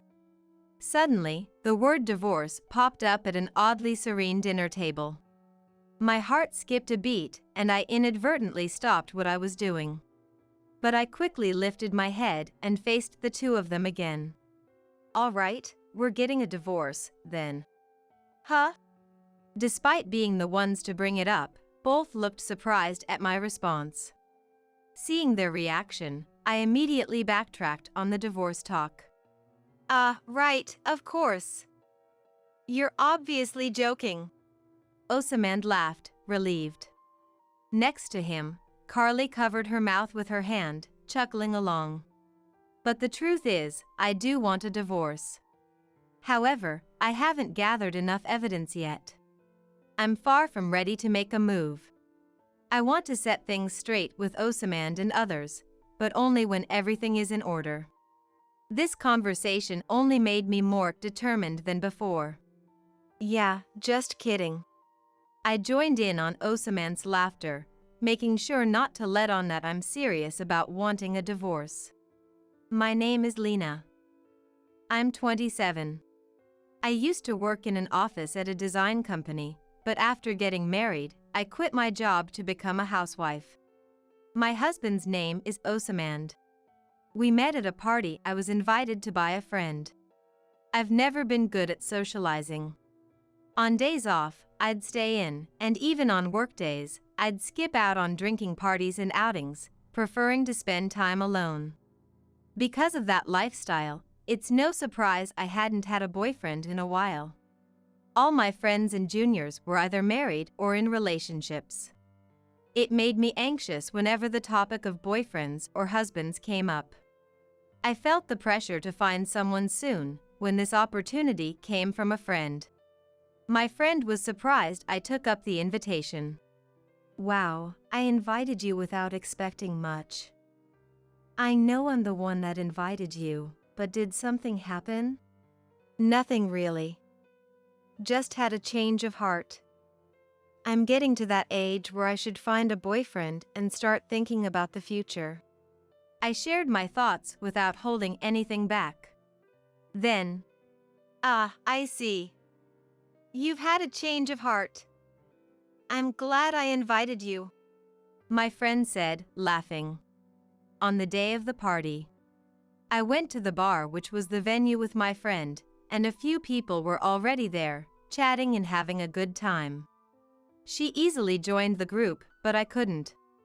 Even as the party started, I couldn't manage to join in on the conversations and ended up drinking alone at the edge of the room. I wondered if it was impossible for someone like me to find a boyfriend. I stared at my nearly empty glass, lost in thought. The lively chatter from around me filled the air. My friend seemed to be enjoying the party, being at the center of the conversation. I envied those who could genuinely enjoy such gatherings. I wished I could be like that. As I looked at my watch thinking about leaving early, someone approached me. Hey, what's up? You look pretty lonely over here. Huh. A man started talking to me. That man would later become my husband, Osamand. Would you like to talk with me? Yes, I would. Osamand took a seat next to me, placing the drink he had been sipping on the table. We had introduced ourselves earlier, so we knew each other's names. So, you're Lena, right? Yes, and you're Osamand. That's right. Thanks for remembering my name. Osamand thanked me, looking genuinely pleased. After that, we didn't join the rest of the group, opting instead to continue our conversation just between the two of us. We started with work, then moved on to hobbies, and even where we lived, the topics varied. Wow, really? Osamand seemed to pick up on my nervousness and made an effort to keep the conversation lively. Before I knew it, I was swept up in his enthusiasm, and my nervousness had vanished. Osamand was having fun talking, and he seemed genuinely interested in listening to me. Eventually, I found myself becoming fond of Osamand. I myself thought I was too easy. But for someone who doesn't usually talk to people, this was enough to make me take notice. After the party ended, we went to a bar to continue drinking, just the two of us. Alone with me, Osamand's demeanor changed completely from before, becoming more composed. Perhaps he had been playing up to the atmosphere before. Yet, his willingness to listen to me remained unchanged. Seeing this side of Osamand made my feelings for him grow. Today was fun. Thank you. Thank you as well. We hit it off so well that we exchanged our numbers and agreed to meet again. After that, we started seeing each other frequently. Could things really go this smoothly? The moment I decided to find a boyfriend, I was invited to a party and met someone compatible. I had expected more of a struggle, so I was a bit taken aback by how easily things were progressing. About 2 months after the party, Osamand confessed his feelings, and we started dating. He was just as kind to me as he had been before we were officially together. Whenever we both had time off, we would go on drives or trips, spending time together. That said, Osamand was busy with work, so our schedules didn't always match up, and we probably saw each other less often than other couples might. But we made up for it with phone calls and emails. I was satisfied with that. To say I wasn't lonely would be a lie. I wanted to see Osamand more, to be with Osamand more. Those feelings only grew stronger day by day. However, on the days we could meet, I was filled with happiness. Each time, I was reminded of how much I liked Osamand. Then one day, during our usual routine, Osamand suddenly introduced me to a woman. "I want you to meet someone. Carly. She's an old friend of mine." Pleased to meet you. The woman introduced as Carly was Osamand's childhood friend. From what I heard, Osamand and Carly had been close since kindergarten, and they still visited each other's parents' homes and went out to eat together. Carly has always been such a great person. Oh, remember that time? Wait, why are you bringing that up now? I mean, it did happen, but... Osamand and Carly were completely engrossed in their own world, chatting away. Naturally, I had no idea how to navigate this situation. All I could do was watch them with a forced smile, feeling out of place. Noticing my discomfort, Osamand said, I'm sorry. I figured you'd be seeing Carly around, so I thought I'd introduce you." Honestly, I wondered why I needed to get along with his childhood friend in the future. But I wasn't strong enough to voice such thoughts there and then. I just went along with it, trying not to upset Osamand and his friend. "Oh, is that so? But you didn't know I was meeting with you today, right? Sorry if it feels like I just showed up out of the blue." Not at all. Please don't worry about it. I'm really glad to meet you. Really? Thank you. Carly smiled sweetly, thanking me. However, as time went on, Osamand and Carly continued to create their own little world, leaving me feeling left out. At first, I desperately tried to join in their conversation, but eventually, I realized it was futile and just sat there, sipping my coffee alone. If they were going to talk amongst themselves, I wondered why I was even needed there. I felt a mix of sadness and emptiness, silently observing them. The situation didn't change until 2 hours later when I finally managed to excuse myself from their company, after being treated like I wasn't there. "I'm really sorry. It's been a while since I've seen Carly." I see. No, it's totally fine. It's good that you got to catch up after so long. Yeah. I'm really sorry. Osamand apologized, seeming genuinely remorseful. It appeared he was aware that he had done something wrong. I couldn't help feeling slightly angry that he had created this exclusive world with Carly in the first place. "No, really, it's okay." I accepted Osamand's apology without holding any grudge. After that incident, Osamand never brought up Carly again. Perhaps he realized it was a sensitive issue. He started to check on my feelings more, likely thinking he had indeed made a mistake. At the time, I felt lonely and insecure, but deep down, I knew it wasn't something to make a big deal about. After all, they were childhood friends. It made sense that they'd get caught up in conversation after a long time apart. However, I couldn't bring myself to say I was okay with Carly. I didn't want to dredge up the topic myself. A few weeks after meeting Carly, Osaman's behavior returned to normal, and it felt like our daily life had resumed. A year later, Osaman proposed, and we got married. The wedding was attended by family, friends, colleagues, and Carly. Carly seemed genuinely happy for us. Congratulations on your wedding. I'm sure you know, but Osaman is really a great guy, and I believe you'll be very happy together. Thank you. Carly made a point to come over to me and speak. Her smile was a complex mix of happiness and loneliness. After the wedding, we returned to the new apartment we had rented as a married couple. Though we were already officially married and lived together, I remembered when we moved in and felt somewhat embarrassed. Osaman was right there beside me. Just the thought of being able to share the same space with him from now on filled my heart with joy. I couldn't help but smile at the thought of our future together. I wanted to spend forever with Osaman. However, this happy life did not last long.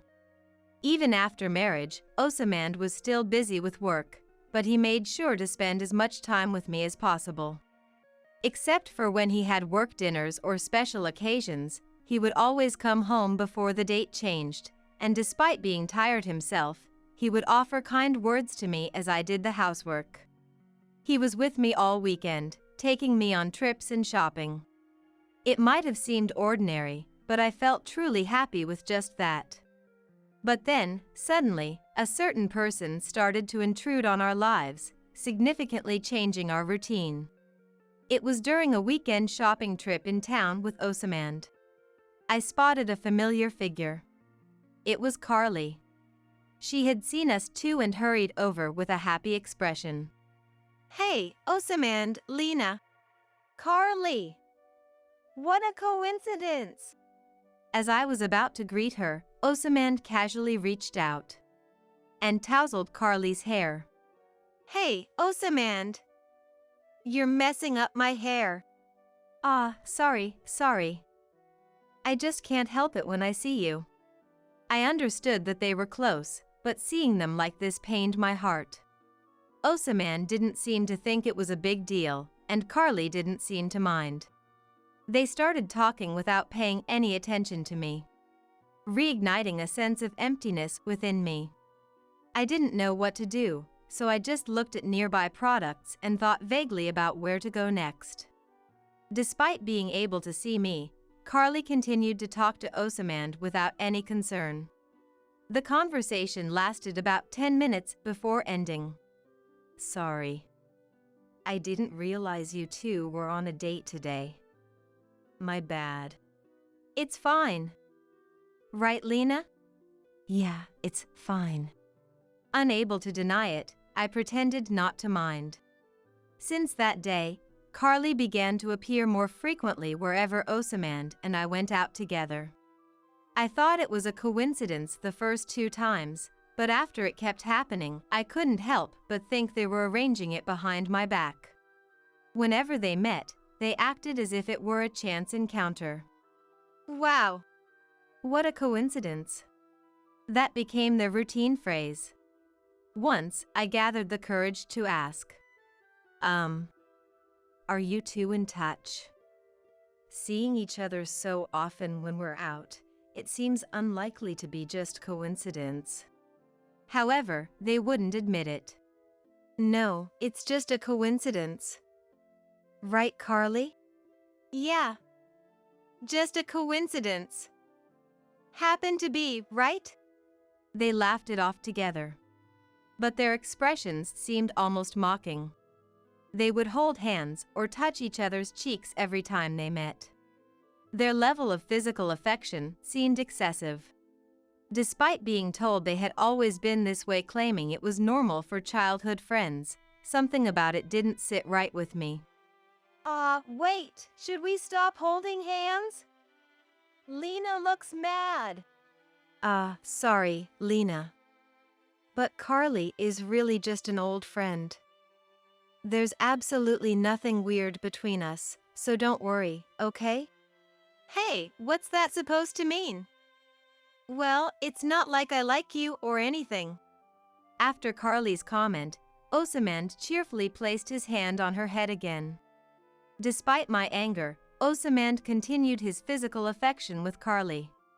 Carly didn't seem to mind at all. Is it normal for childhood friends to be this close? Watching Osamand and Carly, my distrust grew day by day. After several similar incidents, I mustered up the courage to speak to Osamand. Osamand. What's up? Osamand looked at me with his usual kind smile. About Carly. I know she's your childhood friend, and I understand you're close, but could you maybe reduce the physical affection a bit? Reduce it! Yeah, since we're married. Osamand's face turned serious for a moment before he relaxed again. That brief serious expression scared me, making me regret bringing it up. Sorry. Was it bothering you? A little. Normally, Osamand would laugh it off and agree. But he was different that day. But you know, Carly and I are just childhood friends, right? There's really nothing to worry about. What does that mean? Just don't think too much about it. Consider it part of our communication. Okay. With a troubled smile, he walked away from me. Seeing this, I couldn't help but feel anxious, regretting my question and wondering if I had made an unreasonable request or upset Osamand. At the same time, I questioned if I was wrong. As his wife, I wanted him to limit his physical contact with Carly, even though they were childhood friends. Nonetheless, life with Osamand continued uneasily. A month after my request, nothing had changed. In fact, it seemed to get worse. Carly started to intrude on our home. She would come over on weekdays and weekends, eat, and then leave, with me preparing everything. Carly would just show up suddenly, spending time talking to Osamand on the sofa. Even when I asked for help with carrying things. You can handle that much on your own, right? Yeah. She would dismiss my request. By this time, Osamand had completely taken Carly's side. He hardly listened to me and always spoke in Carly's favor when I objected. Seriously. Lena can't do anything by herself. Hey, don't say that in front of her, that's the worst. They laughed at me as if I were a joke. Naturally, I didn't feel good about it. Whenever I returned to the kitchen without saying anything, I would end up being criticized. Is she sulking? Over just this? Come on, that's a bit much, isn't it? I continued preparing the meal, trying to ignore their voices. It seemed only fair that she help with preparations since she came over uninvited. Yet, why should I be the one to face complaints?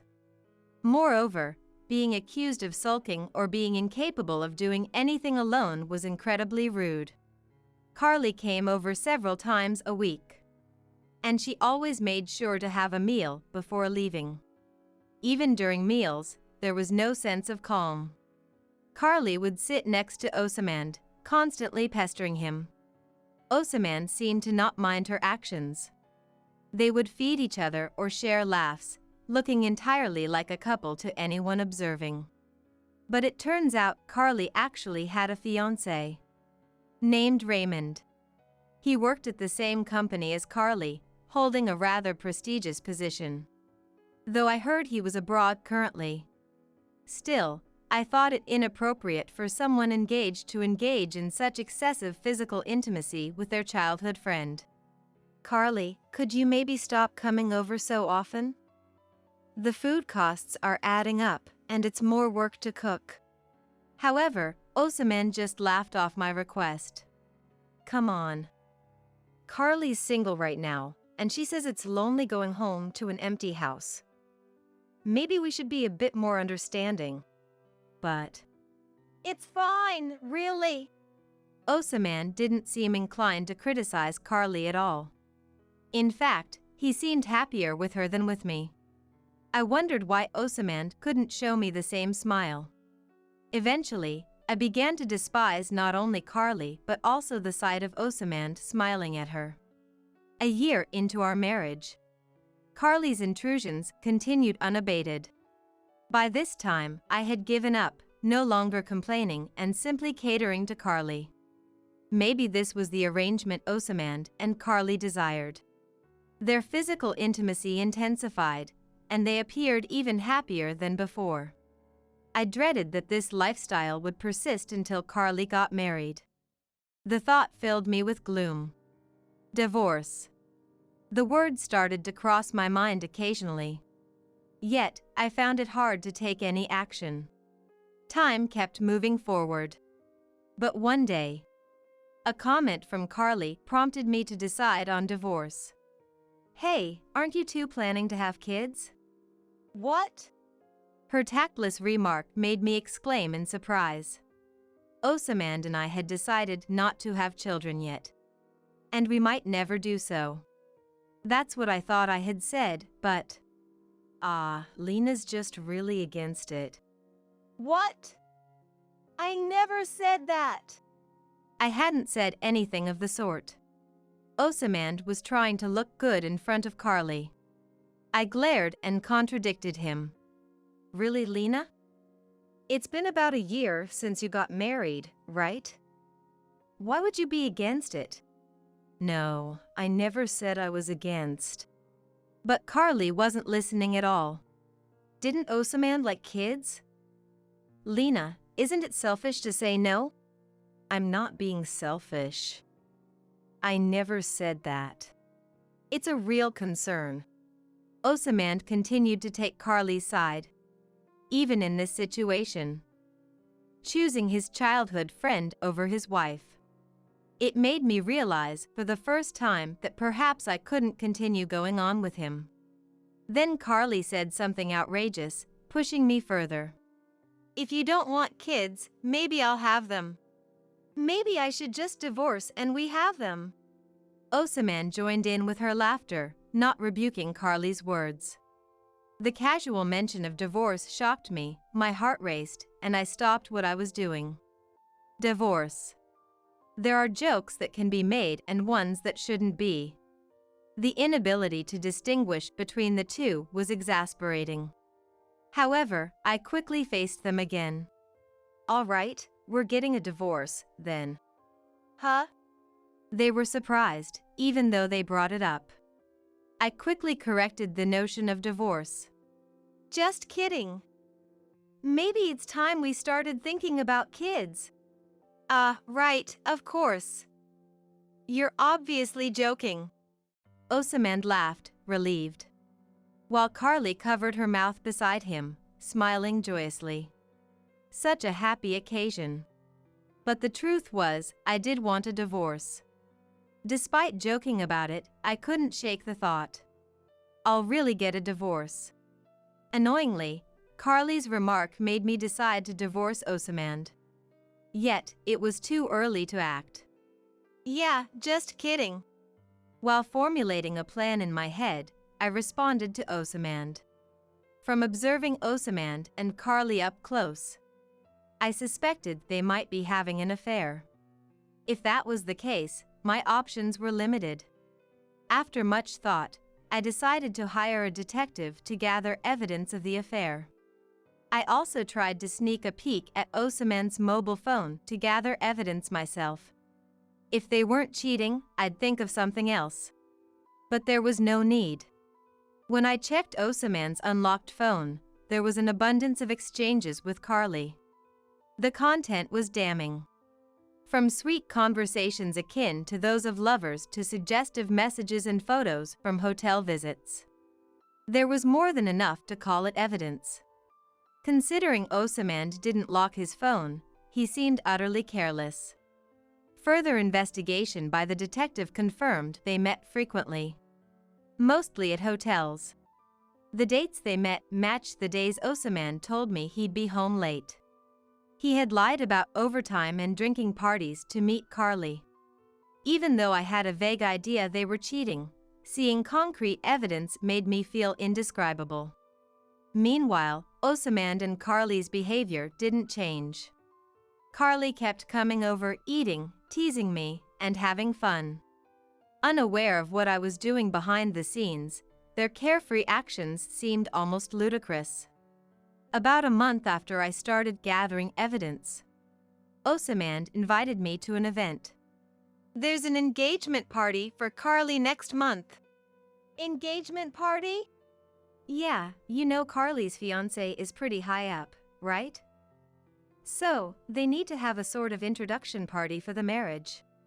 So, her partner is coming back? Yeah, I think he might already be back. The engagement party was irrelevant to me. The nerve of having such a party while engaging in an affair baffled me. I see. You've been invited? You should go, I said dismissively, somewhat irritated by Osamand's nonchalant laughter. But his response was unexpected. What are you talking about? You're coming with me. Me? With you? Why? Because you've always been so helpful to Carly. Oh, I see. She wants me there because I was helpful. Did they really invite me for that reason? My heart, already jaded, doubted even the reason for my invitation. But it would be rude to decline if I was invited. I thought you might not like parties. Can you manage? No, I'll go. She invited me, after all. Osamand's face brightened at my words. Great. I'll let Carly know.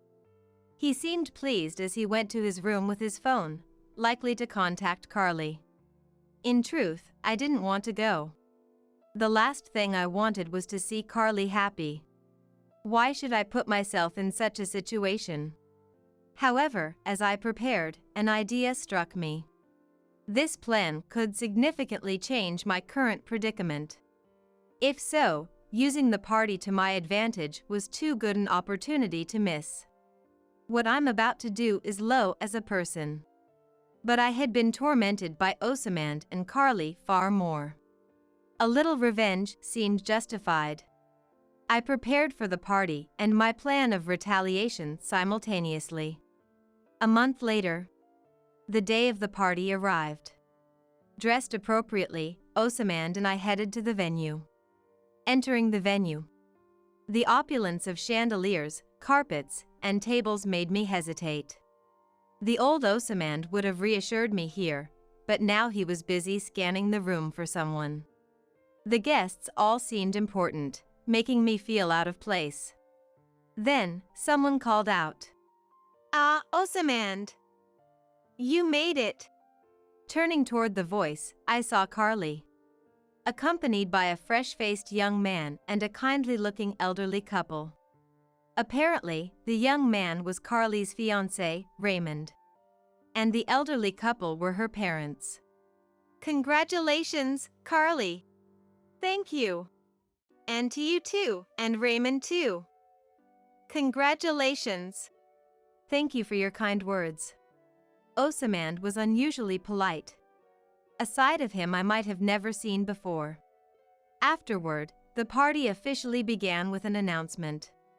After getting my meal, I returned to my seat to find Osamand and Carly's parents engaged in a lively conversation. Osamand, you and Carly are childhood friends, right? What was she like back then? Carly back then? Hey, that's kind of embarrassing. Osamand, unfazed by Carly's embarrassment, shared stories of her past. She liked catching bugs and racing. We used to play tag a lot. You're really going to tell that story? Carly squirmed, visibly embarrassed, but not entirely displeased. You two really are close. Watching you, it's like you're real siblings. I knew it was impolite, but I couldn't let myself be swept along if I wanted to execute my plan. I apologized internally as I interjected. Osamand seemed surprised by my interruption, eyes wide. Really? What's it like when Carly is with Osamand? They're very close. How should I put it? They're like lovers. Hey, Lena! Osaman tried to stop me, but I continued. Carly often comes over for meals. She talks with Osaman the whole time I'm preparing food, looking very happy. During meals, they feed each other, hold hands. They're really close. Hey, what are you? I could feel the atmosphere freeze with my words. Carly's parents and Raymond looked at Osaman and Carly as if they couldn't believe what they were hearing. Feed each other? Yes. Oh, I don't have photos of them feeding each other, but I do have pictures of them looking very close and their exchanges. Would you like to see? Hey! Lena! Before Osaman could stop me, I opened my mobile phone to show the evidence gathered by the detective and myself. Raymond's face paled significantly upon seeing it. Lena! Don't say weird things. Weird? I'm just sharing the truth. This is how you two usually are. Osaman bit his lip, unable to say anything, his expression sour. But Carly lashed out at me. I felt vindicated. I had never seen Osaman and Carly look so frustrated. Deciding to go through with my revenge felt right. Lena! Stop being freaky! And why do you have these photos? You shouldn't know about this. What? Did you hire a detective? Unbelievable! Yes, I hired a detective. Why? Osaman was taken aback, realizing his actions with Carly, which went beyond mere childhood friendship, had been exposed. Want to know why? I pulled out a completed divorce application from my bag and slammed it in front of Osaman. Let's get divorced. I can't take it anymore. There's no need to say that here. Ever since we got married, Carly has been a constant presence in my life. We ran into her whenever we went out, and despite asking you to keep distance, she came over for dinner multiple times. And to top it off, you lied about working late to meet her at hotels. What's the point of being married then? I let it all out. Osaman's loud response had drawn the attention of everyone in the venue. I know it was wrong, but... If you knew it was wrong, why didn't you stop? Didn't I ask you to stop repeatedly? Well, yes, but... You don't really think it was wrong, do you? If you did, you wouldn't make excuses, you'd apologize. Yeah, sorry. As Osaman and I argued, Carly attempted to intervene. Hey, stop arguing here. Raymond, Mom, Dad, help. However, the three of them did not take Carly's side. Carly, those photos are real, aren't they? What? I'm asking if they're real. Not that you'd admit to cheating on your own. Raymond looked profoundly disheartened. Understandably so.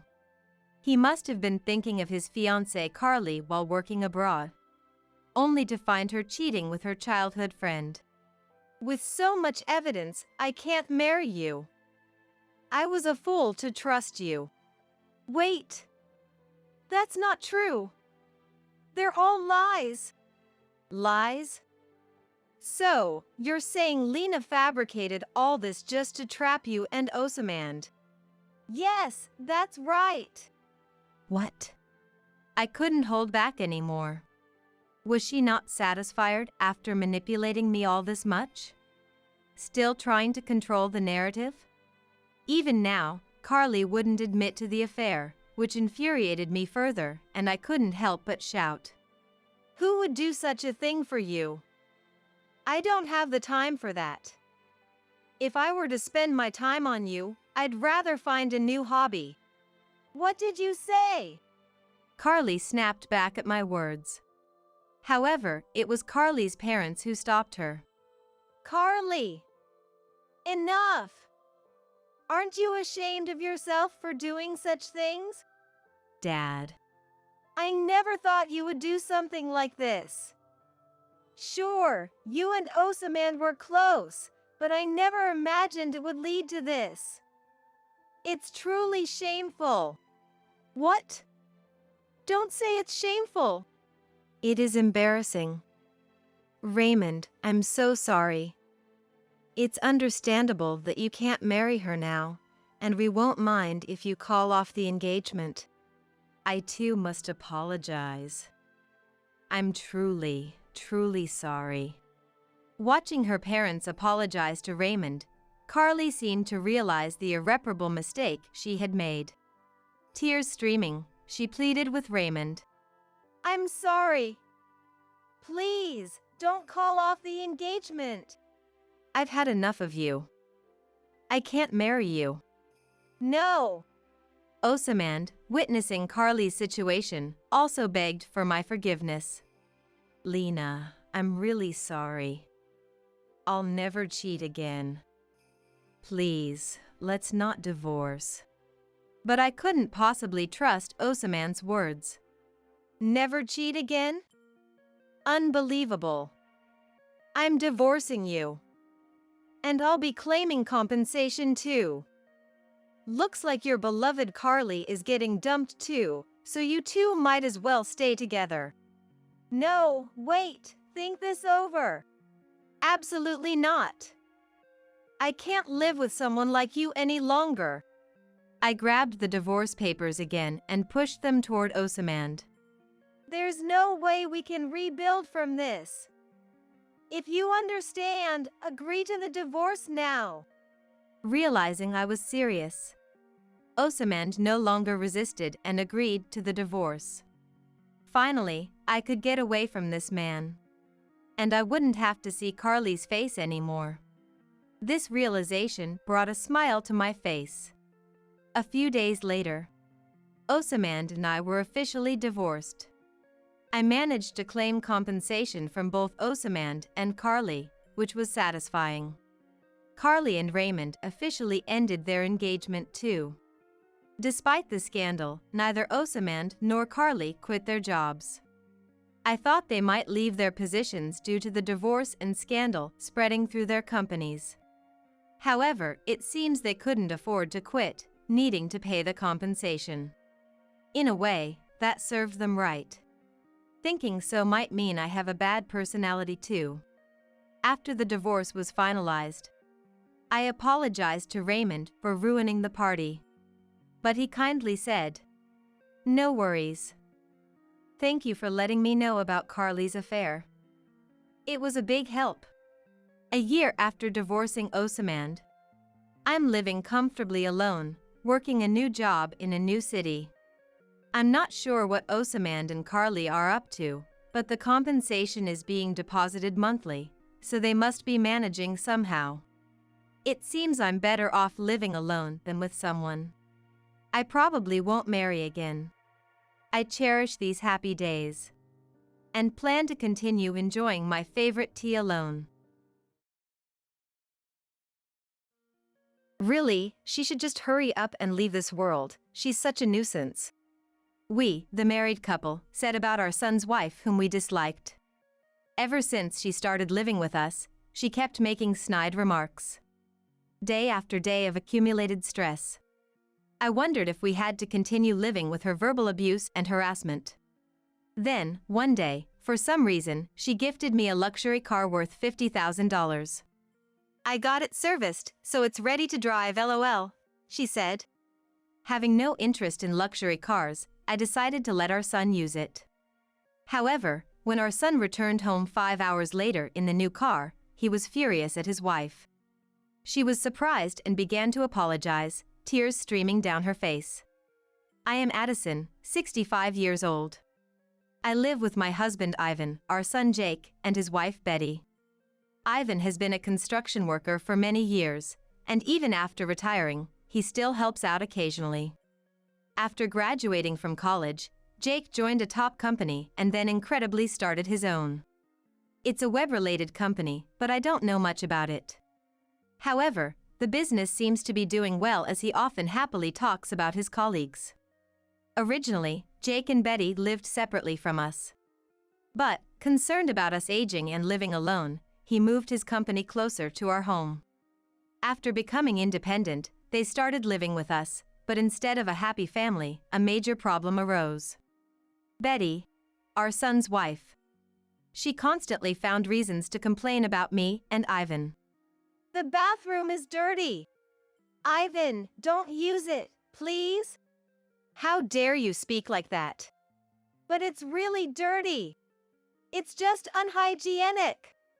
Ivan, having worked in construction, sweats due to the physical nature of his job. Even though he's over 65 and retired, there's a serious shortage of workers. So he helps out a bit. He often bathes first. But it always causes a conflict with Betty. Both Ivan and Betty are straightforward, so they never got along. Betty has been in a bad mood ever since she moved in with us. Born and raised in the city, she probably hated the idea of living a bit more rurally with us. What is this house? There are bugs. Well, of course, there are bugs. Unbelievable.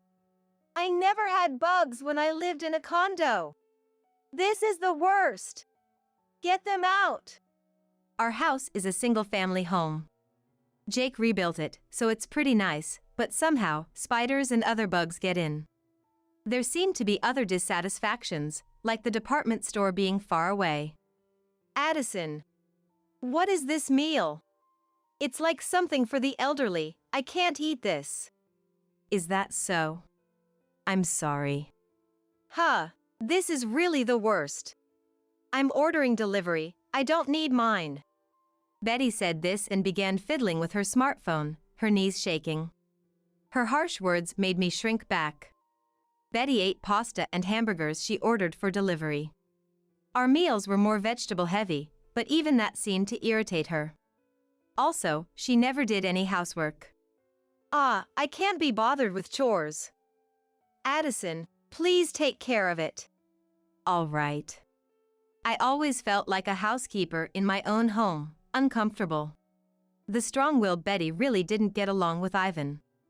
Ivan is also strong-willed and blunt, so they were always arguing. Ivan, don't just sit on the sofa when you get home. Why do I have to listen to you? Because you've been working and sweating all day, right? It's dirty. Now I can't use the sofa. What did you say? Both of you, calm down. It was always like this. However, Betty's attitude changed when Jake came home.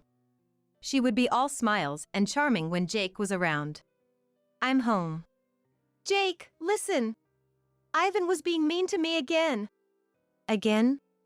Dad, don't be too harsh, okay? And Betty, Dad isn't a bad person, he's just blunt. But Ivan's way of speaking is unacceptable. It's scary. When Jake was home, Betty clung to him. We were so astounded by her quick change that we were speechless. Then, Betty's harassment escalated beyond verbal abuse. She rarely cooked, but one day she decided to make a meal. It was a weekday lunchtime, so only Betty and I were home. She seemed to be making pasta, warming up some ready-made meat sauce while looking at her smartphone. The moment I tasted the dish she served, I started coughing. It's spicy. What is this? Your face is so red. That's hilarious. Betty laughed out loud. She put death sauce, hotter than Tabasco, into my portion. She laughed at me as I desperately drank water and coughed. Other harassments included setting the bath water too hot and deliberately dirtying the laundry. I couldn't take it anymore and decided to talk to Jake. Sorry to bother you after work. It's about Betty. Things have been really bad lately. Bad in what way? She purposely put death sauce in my lunch, made the bath too hot to enter. If there are things she's unhappy about, I'm willing to try and fix them, but could you talk to her? Really? Jake was surprised and called Betty right away. Are you harassing Mom? No way. I would never do that. What did Addison say about me? That's terrible. But you put death sauce in my lunch the other day. And there's more. That's not true. I just wanted to spice things up a bit and it went wrong. I just wanted to make a delicious pasta for Addison. I'm not good at housework. Mom, I'm sorry. Betty isn't really good at housework. It wasn't on purpose. I'm sorry. I'll stay away from housework since I'm causing trouble, she said in a voice filled with false regret. I wanted to scream out that it was all lies.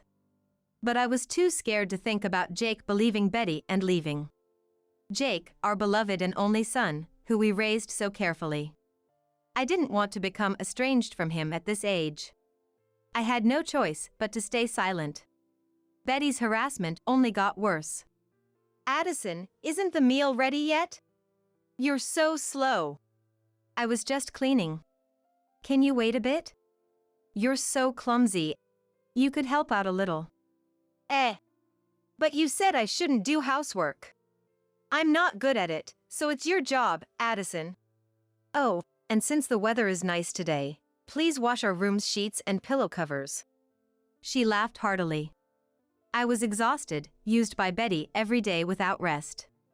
Ivan was worried, but I had given up and said nothing.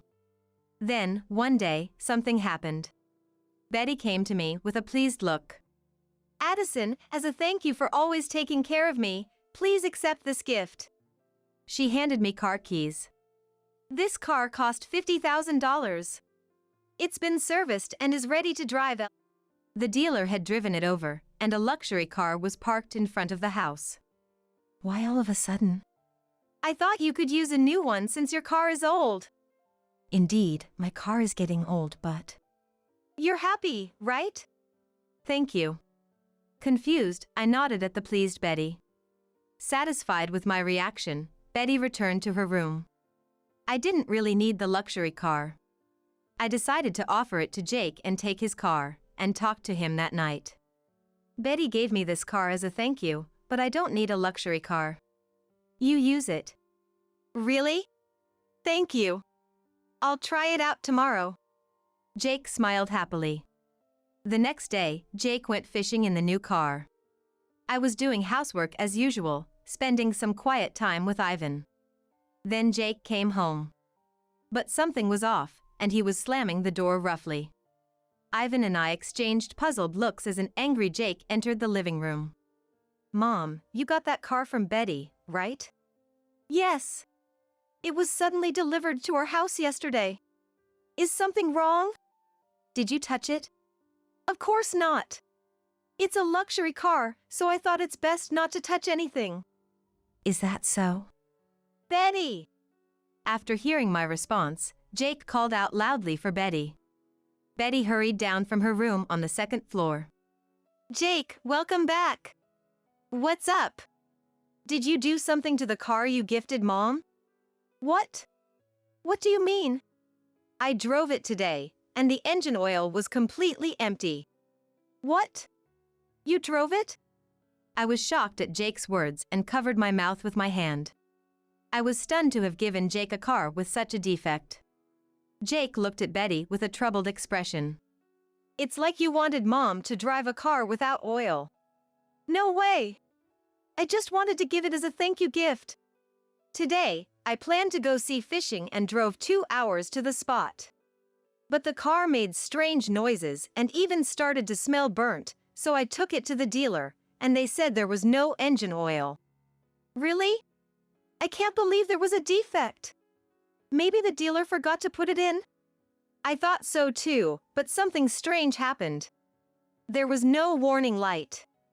Normally, when the engine oil runs out, a warning light should come on, but it didn't light up at all. What? I requested a proper service. That's a lie. What? Betty's expression stiffened at Jake's words. The person who repaired it happened to be the same person who serviced that car. He said it was strange to get a request to remove the oil and disable the warning light so that no one would notice. It was you, wasn't it? I don't know anything about it. Betty had deliberately drained the engine oil to make me drive the car. The thought that the engine could fail or cause an accident was terrifying. I never thought you would do such a thing. No, it's not true. Believe me. It is true. Ivan, who had been silent, suddenly spoke up. Everyone fell silent at Ivan's sudden intervention. Then, Ivan took something out from behind the living room plant. He showed Jake and the others what he removed from the plant. A camera? Yes. We've been troubled by her harassment for a long time. Thinking you wouldn't believe us, I consulted someone at work, and they suggested keeping evidence. A young guy at work, who's good with cameras and computers, secretly installed these in various places around the house. He set it up so we can view the data on a computer. Ivan then went to his room and brought back his computer. He wasn't usually a computer user, but he awkwardly operated it and played the camera footage. All the harassment and verbal abuse against me were recorded. Addison didn't say anything, but it was clear she was being relentlessly worked and was visibly tired. I'm sorry, but if things don't change, we want you two to leave. Jake clenched his fists tightly at Ivan's words. It's not true. This is all a lie. What's a lie? You've been lying to me all this time, saying Mom and Dad harass you, are too strict. How could you do such things to someone's parents? I'm sorry. Please forgive me. I won't do it again, okay? I can't live with someone who can casually do such terrible things to others. Let's get a divorce. Divorce? That's a problem. Do you know how much that car cost? I took out a loan and can't pay it back. So you married me for the money. That's not true. I couldn't stand to look at Betty's flustered excuses. I always knew Betty was after the money. She must have been freely using Jake's credit card to shop. Everything she wore was branded. Jake seemed not to notice, maybe because he loved her, but I always thought she was that kind of person. So how are you planning to pay back that loan? You going to work? Of course you'll work for it, right? Since you gave the car to Mom. If I pay for it, it becomes my gift. Well, I'll do the housework. I'll work and then you pay me. And I'll pay back the loan. I was appalled at Betty, who seemed to think this was a brilliant idea. So you plan to dump the work on Mom and just take the money? You never did any housework, always making Mom do it all. That's not true. I can do housework. Then go cook something right now. What? Jake pointed to the kitchen. Betty's face turned pale and she broke out in cold sweat. Let's see if your housework is worth paying for. The ingredients are all there. I had gone to the grocery store that morning. So there should be enough of everything. Betty, thinking she couldn't refuse, trembled as she gripped the knife. She appeared to be trying to make omelette rice. Her awkwardly cut ingredients were unevenly sized. Food spilled from the frying pan as she cooked, and the area around the gas stove was a mess. And the eggs were all broken up. The last time she made pasta, she only warmed up canned sauce. It was clear to both me and Jake that she couldn't cook at all. And you were going to ask for money for this? You underestimate the job. Do you know how hard I work to earn the money you spend so freely? And to think you'd harass my parents while living off my money. I know that. But I was stressed. I hate this countryside living. Let's go back to our condo in the city. So you took your frustration with country life out on Dad and Mom? Yes. I told Jake I didn't want to come here, but he wouldn't listen. Honestly, it was hard to watch a grown woman over 30 whine like a child. Please, let's just live together, the two of us. Betty repeated her pleas without showing any sign of remorse, almost begging. Jake, coldly responding to Betty, who was looking up at him while holding his hand, said, Just get out, now. But I've learned my lesson. I'll work hard at housework from now on. Get out! Jake shouted loudly, dragging Betty out of the house and throwing her out the front door. I'm sorry. Please forgive me. I'm sorry. Betty cried and banged on the door. Ignoring her, Jake began to throw all her belongings out of the window. Eventually, her apologies turned into quiet sobs. Ivan and I stood in shock, not expecting Jake, usually so calm, to be this angry. After throwing all of Betty's things out, Jake returned to the living room and deeply apologized to us. "I'm sorry, I didn't realize sooner. I was blind. I thought living together would make things easier for Dad and Mom. But instead, I made things so much harder." "You finally woke up," Ivan said. "Yeah, I knew Betty was reckless with money, but I tolerated it since we weren't struggling financially. But I never thought her character was this bad. I almost lost Dad and Mom." Indeed, if there had been an accident with that car, there could have been serious injuries. The lack of a warning light isn't just a little prank. Thinking about it now sends chills down my spine. Addison had it the hardest. "If you're going to apologize to her." "Mom, I'm really sorry." "It's okay now. Thank you for believing in us." I was relieved that Jake finally prioritized us. Just continuing our relationship with the Jake we'd always cherished was enough. Ivan, now that Betty was gone, didn't seem to care much, saying, "We got caught by a strange woman," and casually started watching TV. Betty, having picked up her belongings, was nowhere to be seen. After that, Betty called almost every day. "It's your fault. It's all your fault." She would scream in a high-pitched voice until hanging up. When Ivan answered, she would just shout, but she seemed to cry and apologize when Jake picked up. The harassment wasn't just through phone calls. Garbage and dead rats started appearing at our front door. "What's all this?" "Let's get evidence first," Ivan said. He took photos with his mobile phone and cleaned up the mess, putting the carcasses in a plastic bag. There's no way such bold harassment would go unnoticed. It seemed Jake and our neighbors had noticed too. A neighbor friend called, worried about a strange woman lurking around our house. After asking Ivan's construction company to install security cameras, we caught the entire act on video. Seeing this, Jake sighed. Then the next day, Jake went to the police and filed a report. Eventually, Betty was charged with multiple crimes, including threats and obstruction of business. The recorded phone calls and the garbage left at our front door served as evidence. She also caused trouble by showing up every day at Jake's company to apologize. Such a selfish person. Her selfishness led to more fines, increasing her debts. After that, she apparently sold her branded bags and clothes to scrape by. She got a job, but, inexperienced in the workforce, she couldn't keep it and ended up working at a nightclub to make ends meet. Even there, she couldn't compete with the younger crowd and wasn't earning much, living day to day in a very old apartment. This is what I heard from a neighbor. After she caused a scene, crying and screaming at our front door, the neighbors asked what happened, so I told them everything. It quickly spread around the neighborhood, turning into gossip. I thought she would move far away, but without money to move, she's stuck near our lower rent area, living in an apartment about a 10-minute walk away. Any sighting quickly becomes neighborhood gossip. The neighbors, even more talkative than me, seem to know more about Betty's life. Rumors about her are endless, drunk every night, constantly fighting with different men. Jake's company is doing well, and he's busy every day. Seemingly done with romance for now, he's reaping the rewards of his hard work. "How about going on a trip?" he suggested.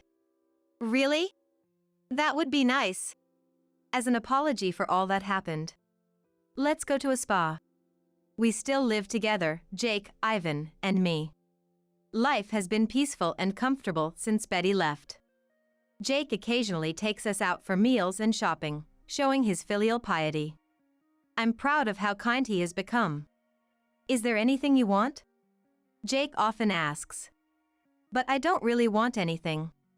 I'm not interested in luxury goods, and while I'm proud of Jake for starting his company, I don't want to splurge with his money.